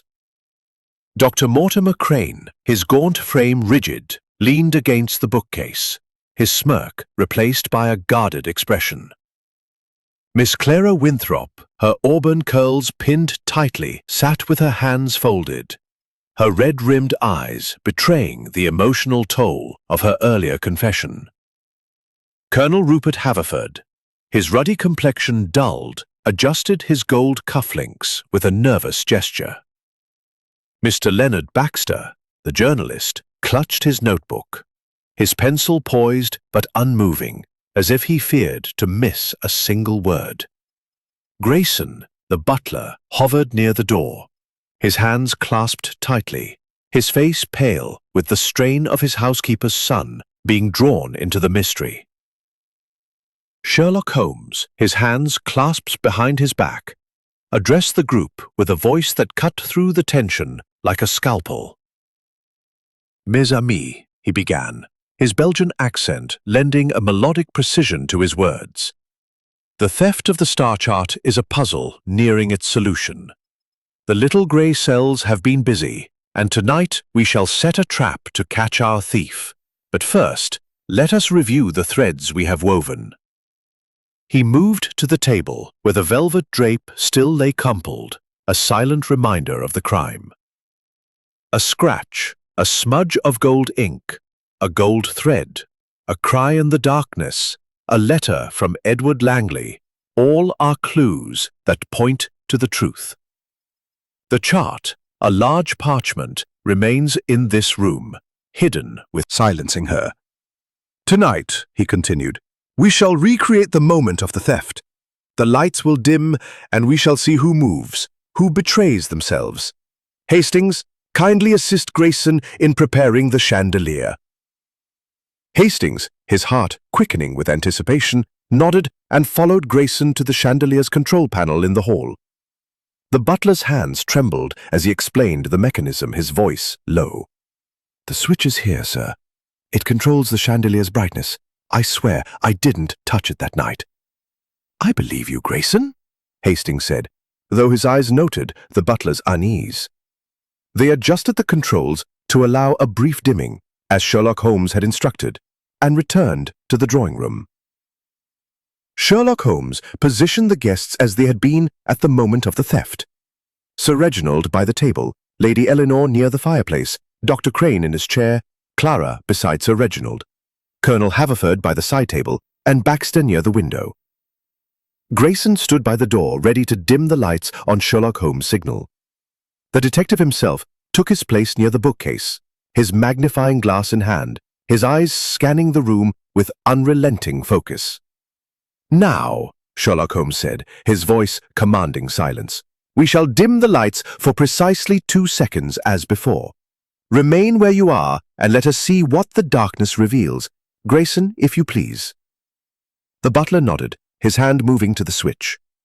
The chandelier flickered, plunging the room into a brief, oppressive darkness. Hastings, his senses heightened, heard a faint rustle near the table, followed by a soft thud. The lights returned and the room froze, each guest's face a mask of apprehension. Sherlock Holmes' eyes gleamed with triumph. "Observe," he said, moving swiftly to the table. He lifted the velvet drape, revealing a small, folded piece of paper that had not been there before. "A note," he said, unfolding it with care. "Written in haste, it seems. You cannot find it, for it is beyond your reach." The guests gasped, their eyes wide with shock. Sir Reginald's voice trembled. "What does it mean, Mr. Sherlock Holmes? Is this the thief's taunt?" "Indeed," Sherlock Holmes replied, his smile cold. "But it is also their mistake. The note was placed during the darkness by someone who moved, and I observed that movement." His gaze swept the room, lingering on Colonel Haverford, whose hand was now clenched tightly, his cufflink glinting. "Colonel," Sherlock Holmes said, his voice sharp, "your hand moved to your pocket during the darkness. Why?" Haverford's face reddened, his mustache bristling. "I did no such thing. I was reaching for my handkerchief, nothing more." Sherlock Holmes' eyes narrowed. "A handkerchief, you say? Yet the note appeared and your position was closest to the table. Curious, is it not?" Before Haverford could respond, Clara let out a choked sob her hands covering her face.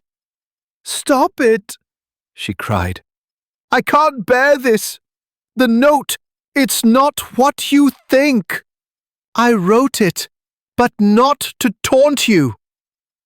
The room fell silent, the weight of her words hanging heavy. Sherlock Holmes turned to her, his expression softening but his gaze unrelenting. "Explain, mademoiselle. Why place a note during the darkness?" Clara's voice trembled, tears streaming down her cheeks. I wanted to protect Sir Reginald. I thought if I left a note, it might distract the thief, make them think the chart was elsewhere. I didn't take it, I swear. I just wanted to help." Sherlock Holmes nodded, his eyes searching hers. "A noble intent, mademoiselle, but misguided. Your note has revealed your movement, and it confirms that the thief is watching, waiting for such distractions. Thank you for your honesty." As Clara sank back, sobbing softly, Sherlock Holmes turned to the group. "The trap has served its purpose. The thief is rattled, and their confidence wanes. The note, the thread, the scratch, all point to a single truth. The chart is here, and we shall find it." He moved to the bookcase, his fingers brushing the hidden panel where Langley's letter had been found. "This compartment," he said, "is too small for the chart, but it suggests other hiding places. The thief is clever, but not cleverer than Sherlock Holmes." The guests, their nerves frayed, watched as he examined the room once more, his movements deliberate and precise. Hastings, standing by the door, felt a surge of admiration for his friend's relentless logic. The trap had not caught the thief outright, but it had shaken them, and Clara's confession had peeled back another layer of deception. Sherlock Holmes turned to the group, his voice calm but commanding. "We shall reconvene tomorrow morning. The thief believes they have outwitted us, but they have not reckoned with the order and method of Sherlock Holmes. Rest, mes amis, but know that the truth is near." As the guests dispersed, their footsteps heavy with dread, Hastings approached Sherlock Holmes. "Clara's note, was it really just a distraction?" Sherlock Holmes's eyes gleamed. "Perhaps, mon ami, but it has served our purpose. The thief is among us, and they are growing careless. Tomorrow we shall tighten the net further." The manor settled into an uneasy silence, the star chart still hidden, its secrets locked within the room. Sherlock Holmes's trap had stirred the waters, and Hastings knew that the ripples would soon lead to the truth.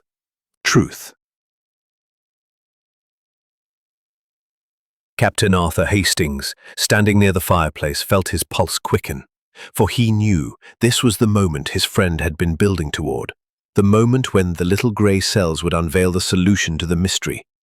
Sherlock Holmes, impeccable in his tailored suit, stood at the center of the room, his small figure commanding the space with an authority that silenced even the most restless murmurs.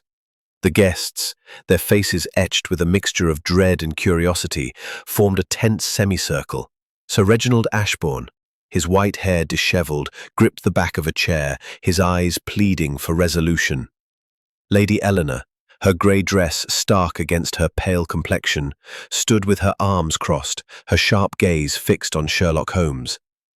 Dr. Mortimer Crane, his gaunt frame rigid, leaned against the bookcase, his smirk replaced by a wary intensity. Miss Clara Winthrop, her auburn curls pinned tightly, sat with her hands clasped, her tear-streaked face betraying the toll of her confession. Colonel Rupert Haverford, his ruddy face flushed, adjusted his gold cufflinks with a nervous twitch. Mr. Leonard Baxter, the journalist, clutched his notebook, his pencil poised but unmoving. Grayson, the butler, stood by the door, his hands steady, but his eyes betraying a quiet fear. Sherlock Holmes clasped his hands behind his back, his grey eyes sweeping the room with the precision of a metronome. "Mes amis," he began, his Belgian accent lending a melodic gravity to his words. "The theft of the star chart is a puzzle solved not by chance, but by the order and method of the little grey cells. Today I shall reveal the truth, step by step, clue by clue, until the thief stands exposed." A murmur rippled through the group, quickly silenced by Sherlock Holmes's raised hand. "Let us begin with the facts," he continued. "The star chart, a large parchment inked in gold and black, vanished during a 2-second darkness at precisely 9 o'clock. The doors were locked, the windows barred, and no one left this room. The chart, therefore, remains here, hidden with care. The clues: a scratch on the table, a smudge of gold ink, a gold thread, a cry in the darkness, a letter from Edward Langley, and a note placed during our trap, have led us to this moment." He moved to the table, his fingers tracing the faint scratch. This mark, made by a metal object, a cufflink perhaps, was our first clue. Its depth and angle suggest control, not haste. The gold ink smudge confirms the chart was moved carefully. The gold thread, found beneath the drape, points to a garment, a personal signature of the thief. His eyes flicked to Colonel Haverford, whose hand instinctively covered his cufflink. "Colonel, your cufflinks are gold, and your position was near the table. Yet your bluster has been too loud, too deliberate, a performance to distract." Haverford, "Glass!" "Indeed," Sherlock Holmes said, his tone deceptively mild. "But let us consider another clue, the cry in the darkness." He turned to Lady Eleanor. "Madame, your cry was immediate, a distraction that allowed the thief to act. Yet your gown bears gold embroidery, and your motive as Sir Reginald's heir is clear." Lady Eleanor's lips tightened. "I cried out in shock. I had no part in this." Sherlock Holmes' gaze shifted to Clara. "Mademoiselle Winthrop, your confession about Edward Langley revealed a quarrel, and your note last night was a brave, if misguided attempt to protect Sir Reginald. Your dress has gold trim, but your heart is too open to conceal such a crime." Clara's eyes filled with tears, but she nodded, unable to speak. Sherlock Holmes turned to Dr. Crane. "You, monsieur, have a gold signet ring and a rivalry with Sir Reginald. Your questions sought to discredit the chart, but theft? Perhaps too crude for your intellect." Crane's smirk returned, though strained. "Precisely, Sherlock Holmes. I've no need for stolen glory." Sherlock Holmes' eyes settled on Baxter. "And you, monsieur, with your gold tie-pin and hunger for a story. Your stumble was a lie, and your notebook holds more than notes, perhaps a plan?" Baxter's face paled, his notebook dropping to the floor. I didn't take it, I swear." Sherlock Holmes' smile was cold. "Patience, mes amis. The truth is not in denials, but in logic." He moved to the bookcase, where the hidden panel had revealed Langley's letter. "This letter spoke of betrayal, but Langley is not here. The thief is. And the final clue, the note placed during our trap, reveals their identity." He turned to Grayson, the butler, who stiffened under his gaze. "Mr. Grayson, you've served Blackthorn Manor faithfully. Yet your housekeeper, Mrs. Langley, is Edward's mother. Her pain, and yours, is tied to his quarrel with Sir Reginald.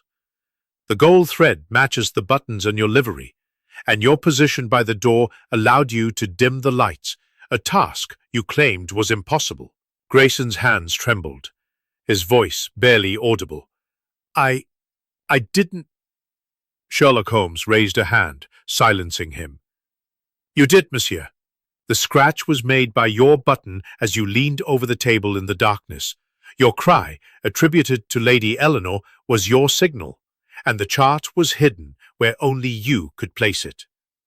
He moved to the grand piano, lifting the lid to reveal a false bottom concealed beneath the strings. With a deft motion, he extracted the star chart, its gold ink gleaming in the morning light. A collective gasp rose from the guests. Sir Reginald staggered forward, his hands trembling as he touched the parchment. "My chart! Mr. Sherlock Holmes, you've found it!" Sherlock Holmes' eyes Letter was your inspiration. The thread, your mistake. Grayson's shoulders slumped, his face crumpling. I did it for Mrs. Langley. Edward was wronged, his work stolen. I thought if I took the chart, I could give it to him. Let him claim his due. Clara sobbed, and Sir Reginald's face fell, a mix of relief and sorrow. Edward's work was valued, Grayson, but the chart was mine. You've betrayed us all. Sherlock Holmes' voice softened, nodded, his expression serene. The little grey cells have prevailed, mon ami. The chart is restored and justice is served. But let us reflect on the motives that drive such acts, for they reveal the complexity of the human heart. The guests stood in stunned silence, the weight of Grayson's confession settling over them. Hastings, his heart swelling with admiration, knew that Sherlock Holmes' trap had worked, drawing the thief into the open. The star chart, a map of the heavens, was safe, and the truth, like a star emerging from clouds, shone brightly at last. Chapter 11. The Reflection. The drawing-room of Blackthorn Manor, bathed in the soft light of late morning, seemed to exhale as the tension of the past days dissipated. The Ashbourne star chart, its gold ink shimmering like a captured constellation, rested once more on the burgundy-draped table, a testament to Sherlock Holmes' triumph. The guests, their faces a tapestry of relief, shame, and lingering unease, stood in a loose circle, their eyes drawn to the chart and the small, precise figure of the Belgian detective who had unraveled the mystery. Captain Arthur Hastings, positioned near the fireplace, felt a quiet pride in his friend's genius, though his heart was heavy with the weight of Grayson's confession and the human frailties it had exposed. Sherlock Holmes, his hands clasped behind his back, stood with an air of serene satisfaction, his grey eyes reflecting the calm of a mind at rest after a storm of deduction. The revelation of Grayson's guilt had been a dramatic crescendo, but now, in the stillness that followed, Sherlock Holmes' thoughts turned to the deeper truths beneath the crime. The guests, Sir Reginald Ashburn, Lady Eleanor, Dr. Mortimer Crane, Miss Clara Winthrop, Colonel Rupert Haverford, and Mr. Leonard Baxter, waited in silence, as if sensing that the detective had more to say. "Mes amis," Sherlock Holmes began, his Belgian accent lending a melodic gravity to his words. "The star chart is restored, the thief unmasked. Yet, the solution of a crime is not merely the capture of the guilty, but the illumination of the human soul. Let us reflect for a moment on the motives that drive us to such acts." He moved to the table, his fingers brushing the edge of the chart with a reverence that surprised Hastings. "This chart," he continued, "is a map of the heavens, a testament to Sir Reginald's vision. But it is also a mirror, reflecting the desires and grievances of those around it. Grayson, the faithful butler, acted not for greed, but for loyalty, to a woman whose son was wronged, to a cause he believed just." Sir Reginald, his face etched with sorrow, shook his head. "Grayson, how could you? You served me for years, yet betrayed me for Edward Langley." Grayson, standing by the door under the watchful eye of a footman, hung his head. "I'm sorry, sir. I saw Mrs. Langley's pain, heard Edward's claims. I thought I was righting a wrong." Sherlock Holmes's gaze softened, but his voice remained firm. "The heart, monsieur, is a dangerous guide when unchecked by reason. Your loyalty to Mrs. Langley blinded you to the truth that Edward's quarrel was his own, and the chart was Sir Reginald's creation. The letter we found, hidden in the bookcase, spoke of his anger, but it was you who acted." Clara Winthrop, her auburn curls framing a tear-streaked face, spoke softly. "Edward, he was so passionate, so wronged. I should have spoken sooner, Mr. Sherlock Holmes. Perhaps I could have prevented this." Sherlock Holmes turned to her, his expression gentle. Mademoiselle, your silence was born of loyalty, as Grayson's act was born of compassion. But loyalty must be tempered with truth. Your confession, though late, aided our cause. Lady Eleanor, her sharp features softened by the morning's revelations, stepped forward. Mr. Sherlock Holmes, you've restored my brother's legacy, but at what cost? The manor is tainted now, our trust broken. Sherlock Holmes inclined his head. Madame, trust is fragile, but it can be rebuilt. The chart is safe, and your brother's work will shine. Let this be a lesson in the dangers of secrets kept too long. Dr. Crane, his smirk long gone, adjusted his spectacles. I confess, Sherlock Holmes, I doubted your methods, but you've proven your skill. Still, I wonder, could Langley himself have orchestrated this from afar? Sherlock Holmes's smile was faint, but piercing. A clever thought, Dr. Crane. But Langley is not here, and the clues, the scratch, the thread, the note, all point to Grayson. The mind seeks complexity, but the truth is often simple. Colonel Haverford, his bluster subdued, cleared his throat. Well done, Sherlock Holmes. I thought it was that journalist Baxter with his scribbling and stumbling. Shows what I know. Baxter, clutching his notebook, flushed. I told you I was innocent. But I'll admit, Mr. Sherlock Holmes, this story will make my career. Though I'll write it with respect. Sherlock Holmes's eyes gleamed with amusement. See that you do, monsieur. The truth is sensational enough without embellishment. Another. Sir Reginald's chart is a triumph of reason.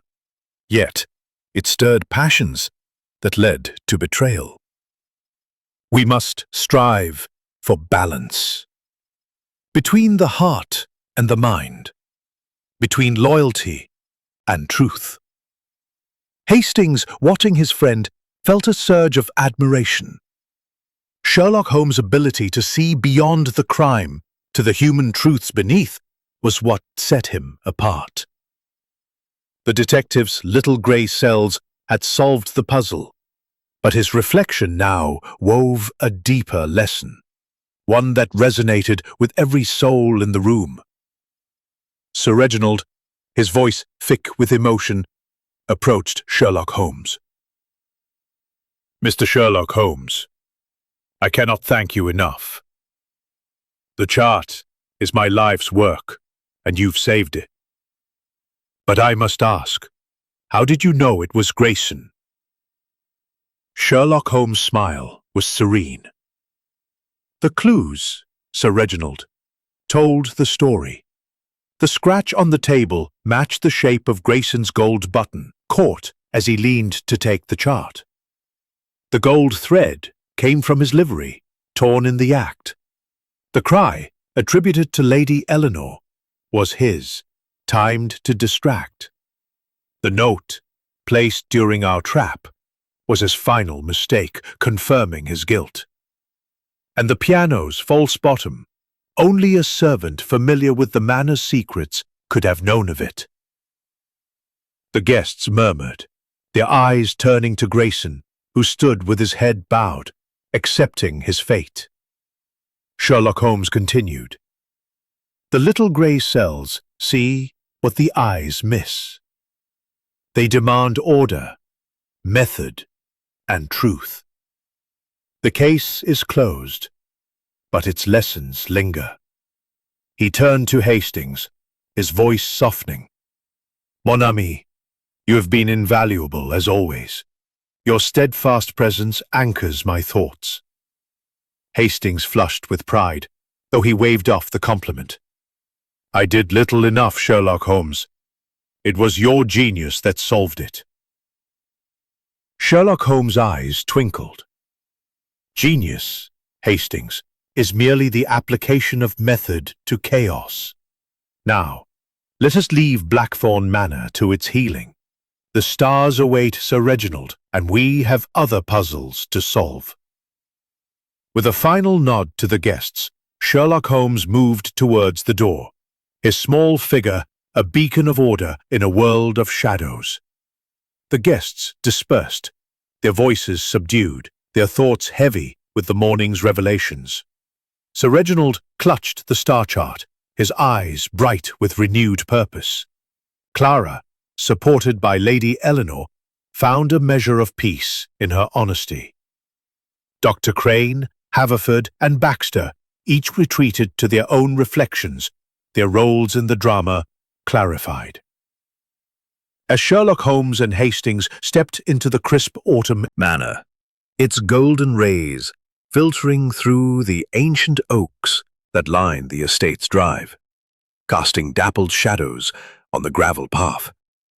Inside the drawing room, now free of the oppressive tension that had gripped it for days, seemed to breathe anew, though an undercurrent of melancholy lingered. The Ashbourne star chart, restored to its rightful place on the burgundy-draped table, gleamed with the promise of Sir Reginald's legacy.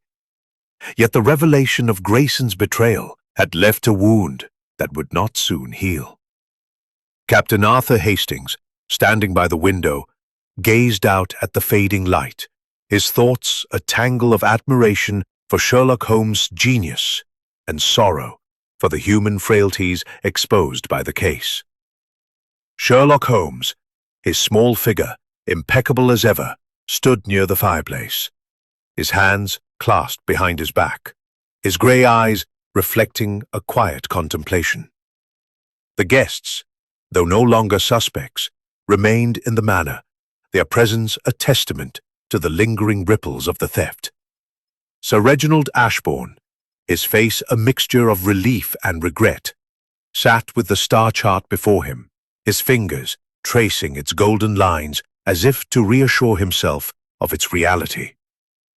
Lady Eleanor, her sharp edges softened by the ordeal, stood by her brother's side, her gaze occasionally straying to Sherlock Holmes with grudging respect. Dr. Mortimer Crane, his rivalry with Sir Reginald tempered by the truth, leaned against the bookcase, his expression one of reluctant admiration. Miss Clara Winthrop, her auburn curls framing a face still pale from her emotional confession, sat quietly, her hands folded in her lap. Colonel Rupert Haverford, his bluster subdued, stood near the door, his gold cufflinks no longer a point of suspicion. Mr. Leonard Baxter, the journalist, scribbled in his notebook, his enthusiasm tempered by a newfound respect for the gravity of the story. Sherlock Holmes broke the silence, his voice calm yet resonant, carrying the weight of authority that had guided the case to its conclusion. "Mes amis," he said, his Belgian accent lending a melodic precision to his words. "The star chart is restored, the thief unmasked, and the truth laid bare. Yet, as is often the case, the truth casts shadows, shadows of doubt, of regret, of lessons hard learned. Let us pause to consider these shadows, for they are as much a part of this mystery as the crime itself." Sir Reginald looked up, his eyes heavy with emotion. "Mr. Sherlock Holmes, you have saved my work, my legacy. But Grayson, I trusted him. How could I have been so blind?" Sherlock Holmes' expression softened, though his gaze remained sharp. "Monsieur, the heart is a labyrinth, and even the most loyal may stray." Should have told Sir Reginald about his anger, his pain. If I had, perhaps Grayson wouldn't have. Sherlock Holmes raised a hand, his tone gentle but firm. "Mademoiselle, do not burden yourself with what might have been. Your silence was born of care, and your courage in speaking has helped us see the truth. The past cannot be undone, but it can teach." Lady Eleanor, her voice softer than Hastings had ever heard, spoke next. "Mr. Sherlock Holmes, I misjudged you. I thought your methods intrusive, your accusations cruel. But you've shown us the truth, however painful. What now for Grayson?" Sherlock Holmes's eyes flickered to the door, where Grayson had been led away by the local constable. summoned earlier that morning. Grayson will face justice, madame, but I have recommended leniency. His crime was not one of malice, but of misguided loyalty. The courts will decide his fate, but I trust they will see the man as well as the act. Dr. Crane, his gaunt features relaxed for the first time, cleared his throat. Sherlock Holmes, I confess I doubted your conclusions. I thought Langley himself might have orchestrated this from afar. Your logic has proven me wrong. Sherlock Holmes's smile was faint but genuine. The mind seeks complexity, Dr. Crane, but the truth is often simple. Langley's letter was a catalyst, but Grayson was the hand that acted. The clues, the scratch, the thread, the piano's hidden compartment pointed to him alone. Colonel Haverford, his ruddy face somber, nodded. I was sure it was that journalist, Baxter, with his sneaking about. Shows how little I know of detective work. You've my respect, Sherlock Holmes. Baxter, his notebook open once more, looked up with a sheepish grin. And mine, Mr. Sherlock Holmes. This story will be told truthfully, I promise. No sensationalism, just the facts. Sherlock Holmes inclined his head, his eyes twinkling with amusement. See that it is, monsieur. The truth is a star that needs no embellishment to shine.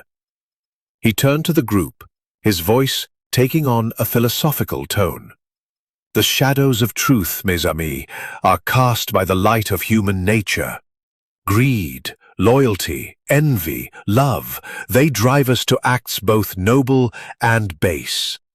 Grayson's theft was born of a desire to protect, yet it harmed the very man he served. Sir Reginald's chart, a triumph of reason, stirred passions that led to betrayal. We must strive for balance, for it is in balance that we find clarity. Hastings, watching his friend, felt a surge of admiration for the way Sherlock Holmes wove logic and humanity into a single narrative. The detective's ability to see beyond the crime to the motives beneath was a gift, one that illuminated not only the mystery. Ensure your name is honored alongside it. Sherlock Holmes waved a hand, his expression one of quiet satisfaction. The honor, Sir Reginald, is in the pursuit of truth. My little grey cells require no accolades, only puzzles to solve. He turned to Hastings, his voice softening. Mon ami, you have been a steadfast companion, as always. Your presence grounds me, allowing my mind to soar. Hastings flushed, waving off the praise. I did little enough, Sherlock Holmes. It was your method, your order that brought us here. Sherlock Holmes' eyes gleamed. Order, Hastings, is the foundation of all things. Without it, the stars themselves would fall. Now, let us prepare to depart. Blackthorn Manor has its chart, and we have our next adventure. As the guests began to disperse, their voices subdued but lighter, the manor seemed to awaken from its ordeal. Sir Reginald and Lady Eleanor spoke quietly, their bond strengthened by the trial. Cara, her tears dried, found solace in her honesty. Dr. Crane and Colonel Haverford exchanged a nod of mutual respect. Their rivalries softened. Baxter, his notebook filled, hurried to draft his story, determined to honor Sherlock Holmes's request for truth. Sherlock Holmes and Hastings stepped into the hall, where the crisp autumn air awaited. The manor, its secrets laid bare, stood as a testament to the detective's genius. The star chart, a map of the heavens, was safe, and the shadows of truth, though painful, had brought clarity to all. As they walked down the gravel path, Hastings glanced at his friend, knowing that the next puzzle was never far away, and that Sherlock Holmes' little grey cells would be ready to meet it. Chapter 13. The Echoes of Betrayal. The late afternoon light, bathed Blackthorn Manor in a golden haze, softening the edges of its Georgian facade and casting long shadows across the manicured lawns. Inside the drawing room, once a crucible of suspicion, now bore an air of quiet resolution, though the echoes of Grayson's betrayal lingered like a faint discord in a symphony's final notes. The Ashbourne star chart, its gold-inked constellations gleaming on the burgundy-draped table, stood as a symbol of triumph, yet the human cost of its recovery weighed heavily on those who remained. Captain Arthur Hastings, standing by the tall windows, watched the fading sun, his heart stirred by the complex interplay of loyalty and deceit that Sherlock Holmes had so masterfully unraveled. The Belgian detective, his small figure poised near the fireplace, exuded a calm authority, his grey eyes reflecting a mind still attuned to the subtleties of the case. The guests, though relieved by the chart's restoration, carried the weight of the revealed truths. Sir Reginald Ashbourne Dress a somber contrast to her usual vibrancy. Dr. Mortimer Crane, his rivalry with Sir Reginald tempered by the resolution, leaned against the bookcase, his gaunt features relaxed but thoughtful. Miss Clara Winthrop, her auburn curls neatly pinned, sat with a newfound composure, her earlier tears replaced by a quiet strength. Colonel Rupert Haverford, his ruddy face less flushed, adjusted his gold cufflinks absently, his bluster replaced by introspection. Mr. Leonard Baxter, the journalist, scribbled in his notebook, his enthusiasm tempered by a respect for the gravity of the story. The absence of Grayson, now in the custody of the local constable, was a palpable void, his betrayal a wound that would take time to heal. Sherlock Holmes, his hands clasped behind his back, addressed the group with a voice that carried the weight of finality. "Mes amis," he said, his Belgian accent lending a melodic precision to his words. "The star chart is restored, the thief unmasked, and the truth laid bare. Yet the echoes of betrayal resonate, for they remind us of the fragility of trust and the power of hidden motives. Let us consider these echoes, for they teach us as much as the crime itself." Sir Reginald looked up, his eyes heavy with regret. "Mr. Sherlock Holmes, you have given me back my life's work, but at what cost? Grayson was more than a servant. He was a friend. To think he acted for Edward Langley, for a cause he believed just." Sherlock Holmes' gaze softened, though his tone remained firm. "Monsieur, betrayal is a bitter fruit, but it grows from seeds of sincerity. Grayson's act was misguided, but it was born of loyalty to Mrs. Langley and her son. He saw an injustice and sought to right it, though his methods were flawed." Clara, her voice steady but soft, spoke up. "I knew Edward's pain, Mr. Sherlock Holmes. I should have spoken of his quarrel with Sir Reginald sooner. Perhaps I could have spared Grayson this path." Sherlock Holmes turned to her, his expression one of gentle understanding. "Mademoiselle, the past is a shadow we cannot outrun, but your courage in speaking has illuminated the truth. You have learned, as we all must, that silence can be as costly as action." Lady Eleanor, her sharp eyes softened, stepped forward. "Mr. Sherlock Holmes, I confess I doubted your methods, even your motives. Yet you've shown us not only the thief, but the reasons behind his act. What of Mrs. Langley? She must be suffering terribly." Sherlock Holmes nodded, his eyes flickering to the door where Grayson had last stood. "Mrs. Langley has been informed, madame. Her pain is great, but she is a woman of resilience. I have spoken with the constable, and Grayson's confession will be considered with compassion. His intent was not malicious, and the courts may yet show mercy." Dr. Crane, his voice quieter than usual, cleared, pulling strings from afar. "Your clarity has shown me the error of complexity. Grayson acted alone, didn't he?" "Praise seize him all," Sherlock Holmes replied, his smile faint but piercing. "The mind seeks elaborate conspiracies, but the truth is often stark in its simplicity. Grayson's actions were his own, spurred by Langley's letter, but executed in this room with the tools at hand: the darkness, the piano's hidden compartment, the gold thread from his livery. Colonel Haverford, his military bearing softened, nodded. "I was wrong about Baxter, Sherlock Holmes. Thought he was the culprit with his scribbling and stumbling. You've taught me to look beyond the obvious." Baxter, his notebook open, grinned sheepishly. "And I've learned to respect the truth over a headline, Mr. Sherlock Holmes. This story will be told as it happened, with Grayson's motives clear." Sherlock Holmes's eyes twinkled with approval. "The truth, monsieur, is a star that shines without adornment. Write it well." He turned to the group, his voice taking on a reflective tone. "The echoes of betrayal, mes amis, remind us that every act has a ripple. Grayson's theft was a single moment, but its waves touched us all. Sir Reginald's legacy, Clara's heart, Mrs. Langley's grief. We must listen to these echoes, for they guide us to better understand the human soul."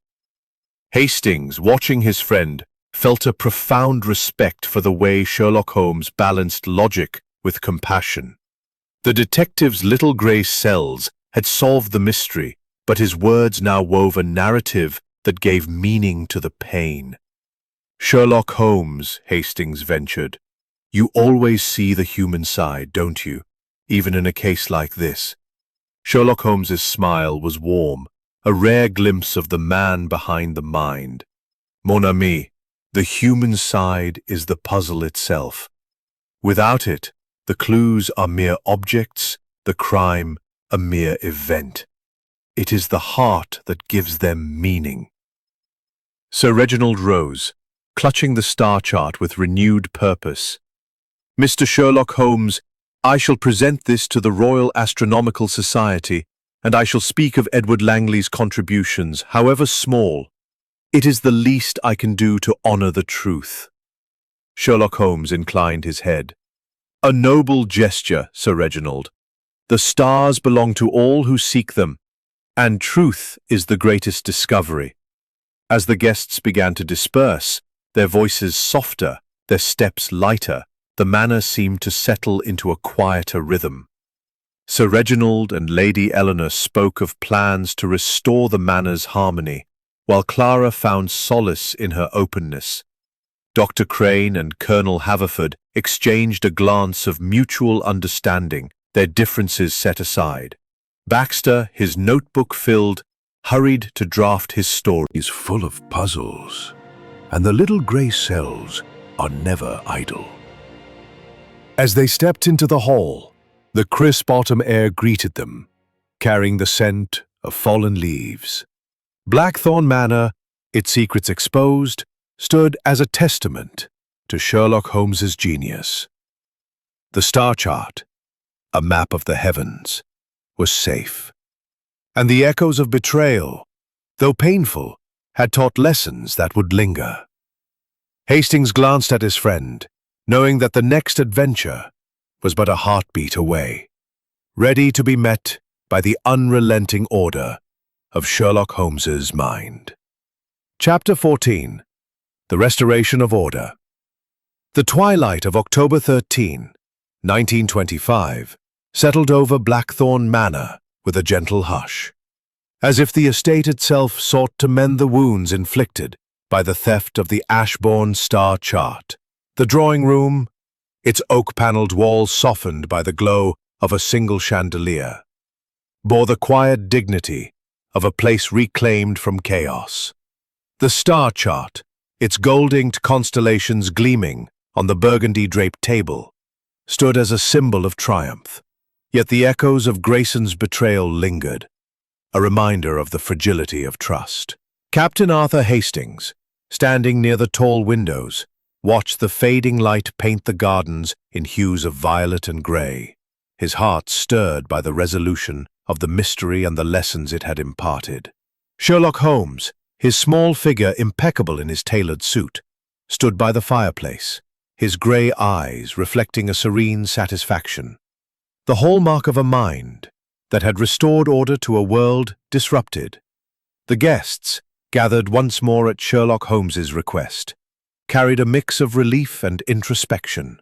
Sir Reginald Ashbourne, his white hair neatly combed, sat with the chart before him, his hands steady but his eyes heavy with the weight of recent events. Lady Eleanor, her grey dress replaced by a softer blue, stood beside her brother, her sharp demeanour tempered by a newfound warmth. Dr. Mortimer Crane, his gaunt frame relaxed, leaned against the bookcase, his rivalry with Sir Reginald softened by mutual respect. Miss Clara Winthrop, her auburn curls framing a face now calm, sat with quiet grace, her earlier turmoil replaced by a sense of peace. Colonel Rupert Haverford, his ruddy complexion brighter, stood with a soldier's posture, his gold cufflinks no longer a point of suspicion. Mr. Leonard Baxter, the journalist, held his notebook with a steady hand, his enthusiasm tempered by a commitment to truth. The absence of Grayson, now awaiting his fate with the authorities, was a somber note, but the manner seemed to breathe easier without the shadow of deceit. Sherlock Holmes, his hands clasped behind his back, addressed the group with a voice that carried the calm authority of resolution. Mes amis, balance to the lives it touches. Let us consider for a moment the path forward from this moment of clarity. Sir Reginald, his voice steady but tinged with emotion, spoke first. Mr. Sherlock Holmes, you have given me back my life's work, and more. You have shown me the cost of silence. I shall acknowledge Edward Langley's contributions in my presentation to the Royal Astronomical Society as a gesture of amends. Sherlock Holmes inclined his head, his eyes gleaming with approval. A wise decision, Sir Reginald. Truth, like a star, shines brightest when unobscured. Your legacy will be all the stronger for it. Lady Eleanor, her gaze softer than Hastings had ever seen, stepped forward. Mr. Sherlock Holmes, I was wrong to doubt you. Your methods, though sharp, have brought us clarity. I shall ensure Mrs. Langley is cared for, whatever Grayson's fate. She has served this manor faithfully, and her pain is ours to share. Sherlock Holmes's smile was faint but warm. Madam, your compassion does you credit. The heart, when guided by reason, can heal even the deepest wounds. Clara, her voice steady, spoke next. Mr. Sherlock Holmes, I've learned the value of speaking truth, however painful. I shall write to Edward, tell him what happened, and urge him to find peace. His anger drove Grayson to this, and I cannot let it fester. Sherlock Holmes's eyes softened, a rare glimpse of the man behind the mind. Mademoiselle, your courage is a beacon. Truth spoken in time can prevent many a tragedy. Dr. Crane, his voice quieter than usual, cleared his throat. Sherlock Holmes, I've spent years competing with Ashburn, but your work has shown me the folly of pride. I'll review his chart with an open mind, perhaps even collaborate. Science thrives on truth, not rivalry. Sherlock Holmes nodded, his expression one of quiet satisfaction. The pursuit of knowledge, Dr. Crane, is a noble endeavor when freed from envy. You honor the stars by seeking truth. Colonel Haverford, his military bearing softened, chuckled ruefully. Sherlock Holmes, I thought I knew strategy, but your mind outmaneuvers us all. I'll stick to my maps and leave the detecting to you. Baxter, his notebook open, grinned. And I'll write this story with care, Mr. Sherlock Holmes. The world will know of your genius and of the human story behind the theft. Sherlock Holmes's eyes twinkled with amusement. Write it well, monsieur. The truth is a story that needs no embellishment. He turned to the group, his voice taking on a reflective tone. The restoration of order, mes amis, is not merely the return of a stolen chart, but the mending of bonds broken by mistrust. Profound admiration for the way Sherlock Holmes wove logic and humanity into a single narrative. The detective's little grey cells had solved the mystery, but his words now offered a path to healing, a guide for those left in its wake. Sir Reginald rose, clutching the star chart with renewed purpose. "Mr. Sherlock Holmes, this manor owes you a debt we cannot repay. Your name will be remembered here, and I hope you'll return one day to see the stars through my telescope." Sherlock Holmes waved a hand, his expression serene. "The stars, Sir Reginald, are reward enough. My work is done when order is restored. Now, I must prepare to depart, for other puzzles await." He turned to Hastings, his voice softening. "Mon ami, your steadfast presence has been my anchor, as always. Without you, the little grey cells might soar too far." Hastings flushed, waving off the praise. "Nonsense, Sherlock Holmes. I merely followed your lead. But I'll admit, this case has taught me much about the heart's complexities." Sherlock Holmes's smile was warm. "The heart, Hastings, is the greatest puzzle of all. Come, let us take our leave." As the guests began to disperse, their voices softer, their steps lighter, the manor seemed to pulse with renewed life. Sir Reginald and Lady Eleanor spoke of plans to honour their staff and mend old wounds. Clara, her resolve strengthened, drafted her letter to Edward Langley. Dr. Crane and Colonel Haverford exchanged a nod of mutual respect, their differences set aside. Baxter hurried to his room, eager to craft his story with the care it deserved.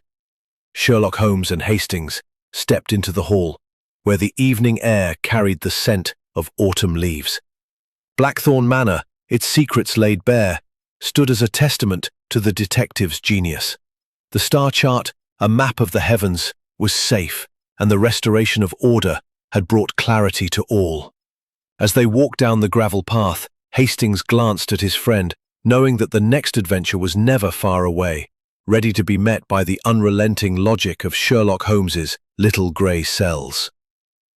Chapter 15. The Departure. The evening of October 13th, 1925, wrapped Blackthorn Manor in a velvet cloak of twilight, the stars beginning to pierce the indigo sky above the Kentish hills. The manor, its Georgian elegance softened by the gathering dusk, stood as a silent witness to the drama that had unfolded within its walls. The Ashbourne star chart, its gold-inked constellations gleaming under the careful guard of Sir Reginald Ashbourne, was once again the centerpiece of his legacy, its recovery a triumph of Sherlock Holmes's unparalleled intellect. Yet the echoes of Grayson's betrayal and the human frailties it exposed lingered, a bittersweet note in the symphony of resolution. Captain Arthur Hastings, standing on the manor's gravel drive, felt the crisp autumn air. Friend's departure. Sherlock Holmes, his small figure silhouetted against the fading light, adjusted his hat with a precise gesture, his grey eyes reflecting the calm of a mind at rest after a storm of deduction. His tailored suit, immaculate despite the rigours of the investigation, spoke of the order that defined him.